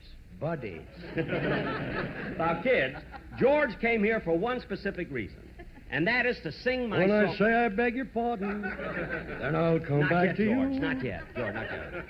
If you ask me to forgive George, you, I'll George, hold it. return. Wait a minute, hold it. I had a special arrangement made for the Whoa. orchestra. Wait a minute. George, I had a special arrangement made for the orchestra. So first, I'll find out what key it's in. Phil, what key is... Oh, for heaven's sakes. Phil, tell your boys to put away the dice and get back to their seats. The boys ain't shooting dice. Then why are they huddled around in a circle? They're trying to get the handcuffs off the fletch. Well, tell them to hurry. Oh, George, I should have asked you when you first came in. How's Gracie? Fine, man. She was gonna come with me, but last week she bought a little puppy and she went out and enter him in a dog show. Oh, he must be cute. Not only cute, but Gracie thinks this puppy is the smartest dog in the world. She even thinks he can read. Wait a minute. Gracie thinks this puppy can read? Yeah, when she bought him, the man said, when you lock him up at night in the kitchen, don't forget to put a newspaper on the floor.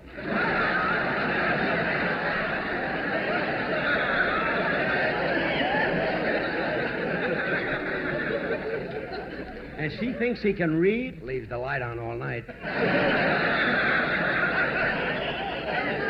Well, look, George, about my song. When you say I beg your pardon. Wait for the band! Boy, what an eager beaver. I'll come back to you. Dennis, he's not an eager beaver. He's just anxious to sing my song because he thinks it's wonderful. Don't you, George? Yes, sir. That song will sell more copies than My Tomato Ran Away, but I'll catch up to her. Who wrote that? Rogers and Hines. What? It has 57 choruses. That's my pal. Always got a joke. Buddies. Now, come on, George. How about doing my song now? Okay. Wait till you hear this, folks. Ready, Phil? Take it.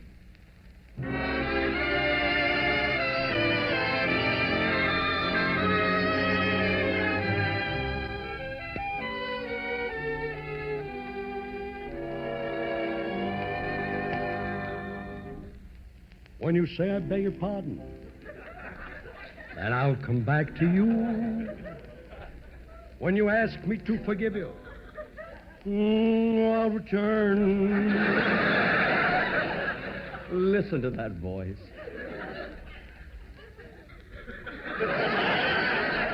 Like the swallows in Serrano, return to Capistrano. For you, my heart will always, always, always, always yearn. That's my buddy. When you say that you're sorry, then I will understand. 'Neath the harvest moon, we'll pledge our love anew. That's an F sharp. Oh, shut up.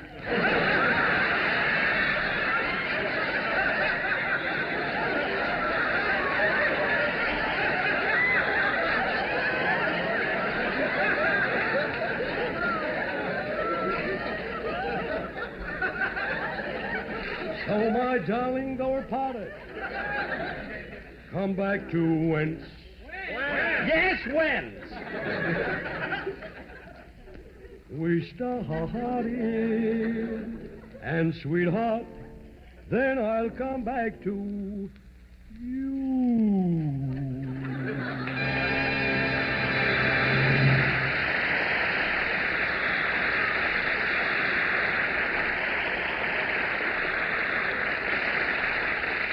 George, that was wonderful. Absolutely When I wonderful. say I beg you. And believe me, you're through with it. Believe me, I'm grateful.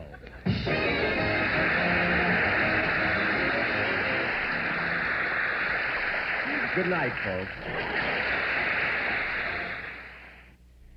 That's the Jack Benny program from January 20th of 1952. George Burns joining Jack. Now, there are 4 of these shows that we have in the series that are related to the Jack Benny song. And the next one we will have as our last program next Saturday afternoon. And it has Jack dreaming that he's at Carnegie Hall where the New York Symphony will play his song. Then on the 16th of February, we have the 3rd program in the sequence where Jack and the gang are in Palm Springs for the opening of a new golf course. And guests include Danny Kaye, Frank Sinatra, George Burns, and Groucho Marx. And the final one on the last Saturday in February, Jack tries to sing his song at the Academy Awards ceremony. So this is a real nice sequence of things. Now, next Saturday afternoon, we'll continue with Jack Benny Month, and we will have a Jack Benny program from 1955 with the gang planning a surprise party for Jack on his birthday. We will have the Jack Benny Story. It was recorded in 1975, and it features all kinds of interesting things, including Jack reminiscing about his career and loads of little excerpts from Jack Benny programs. We'll have a 1937 Jack Benny Jell-O show with Mary and the gang and Kenny Baker and Andy Devine with a Buck Benny sketch. We have a 1940s Armed Forces Radio Jubilee show with Jack and Rochester as guests. And, of course, that Benny Song program. And more coming after that. Now, next Saturday evening at the Memory Movie at Northwest Federal, we will have Jack Benny's famous film, The Horn Blows at Midnight. That's going to be a great event, and we feel that you should try to get your tickets in advance. You can pick them up at any office of Northwest Federal Savings any day during the week, or tonight if you're going over to the Memory Movie this evening to see the Eddie Cantor film, Kid Millions, from 1934. That stars Eddie Cantor with Ethel Merman, Ann Southern, and George Murphy. That's going to be a good picture, too. I think you'll enjoy that. And don't forget, next Friday evening, our Frank Capra Film Festival continues at Northwest Federal with Lost Horizon from 1937 with Ronald Colman, Jane Wyatt, Edward Everett Horton, Thomas Mitchell, and Sam Jaffe. It's the classic Shangri-La story. That's at 8 o'clock Friday, donation $2. 8 o'clock tonight for Kid Millions, donation $1.25. And 8 o'clock next Saturday night for The Horn Blows at Midnight, donation $2. All of it's happening at Northwest Federal Savings, and all the good old radio stuff happens right here on Saturday afternoons from 1 to 5 on Those Were the Days.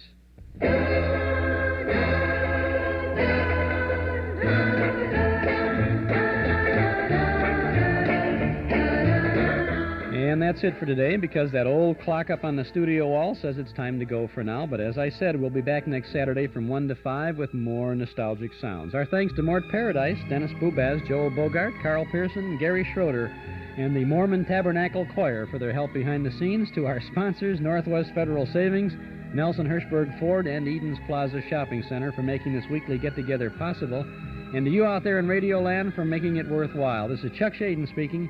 Have a nice weekend. Don't forget the memory movie, and thanks for listening.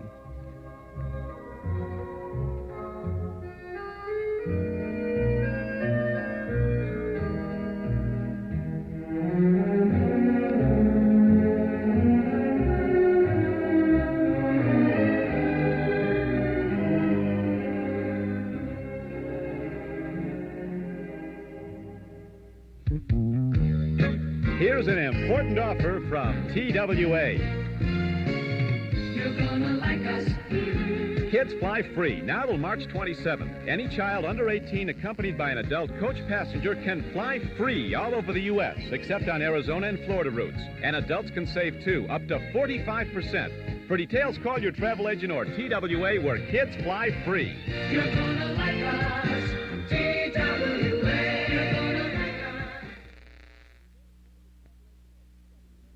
The time in Chicago is a minute past 5 p.m., and this is WNIB in Chicago at 97 FM.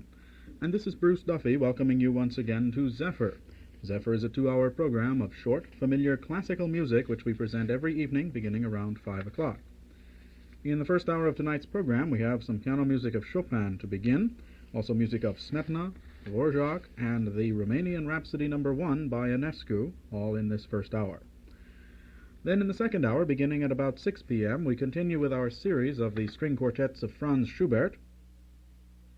Also in that second hour, we have music of Rossini, Mendelssohn, Wieniawski, and Tchaikovsky.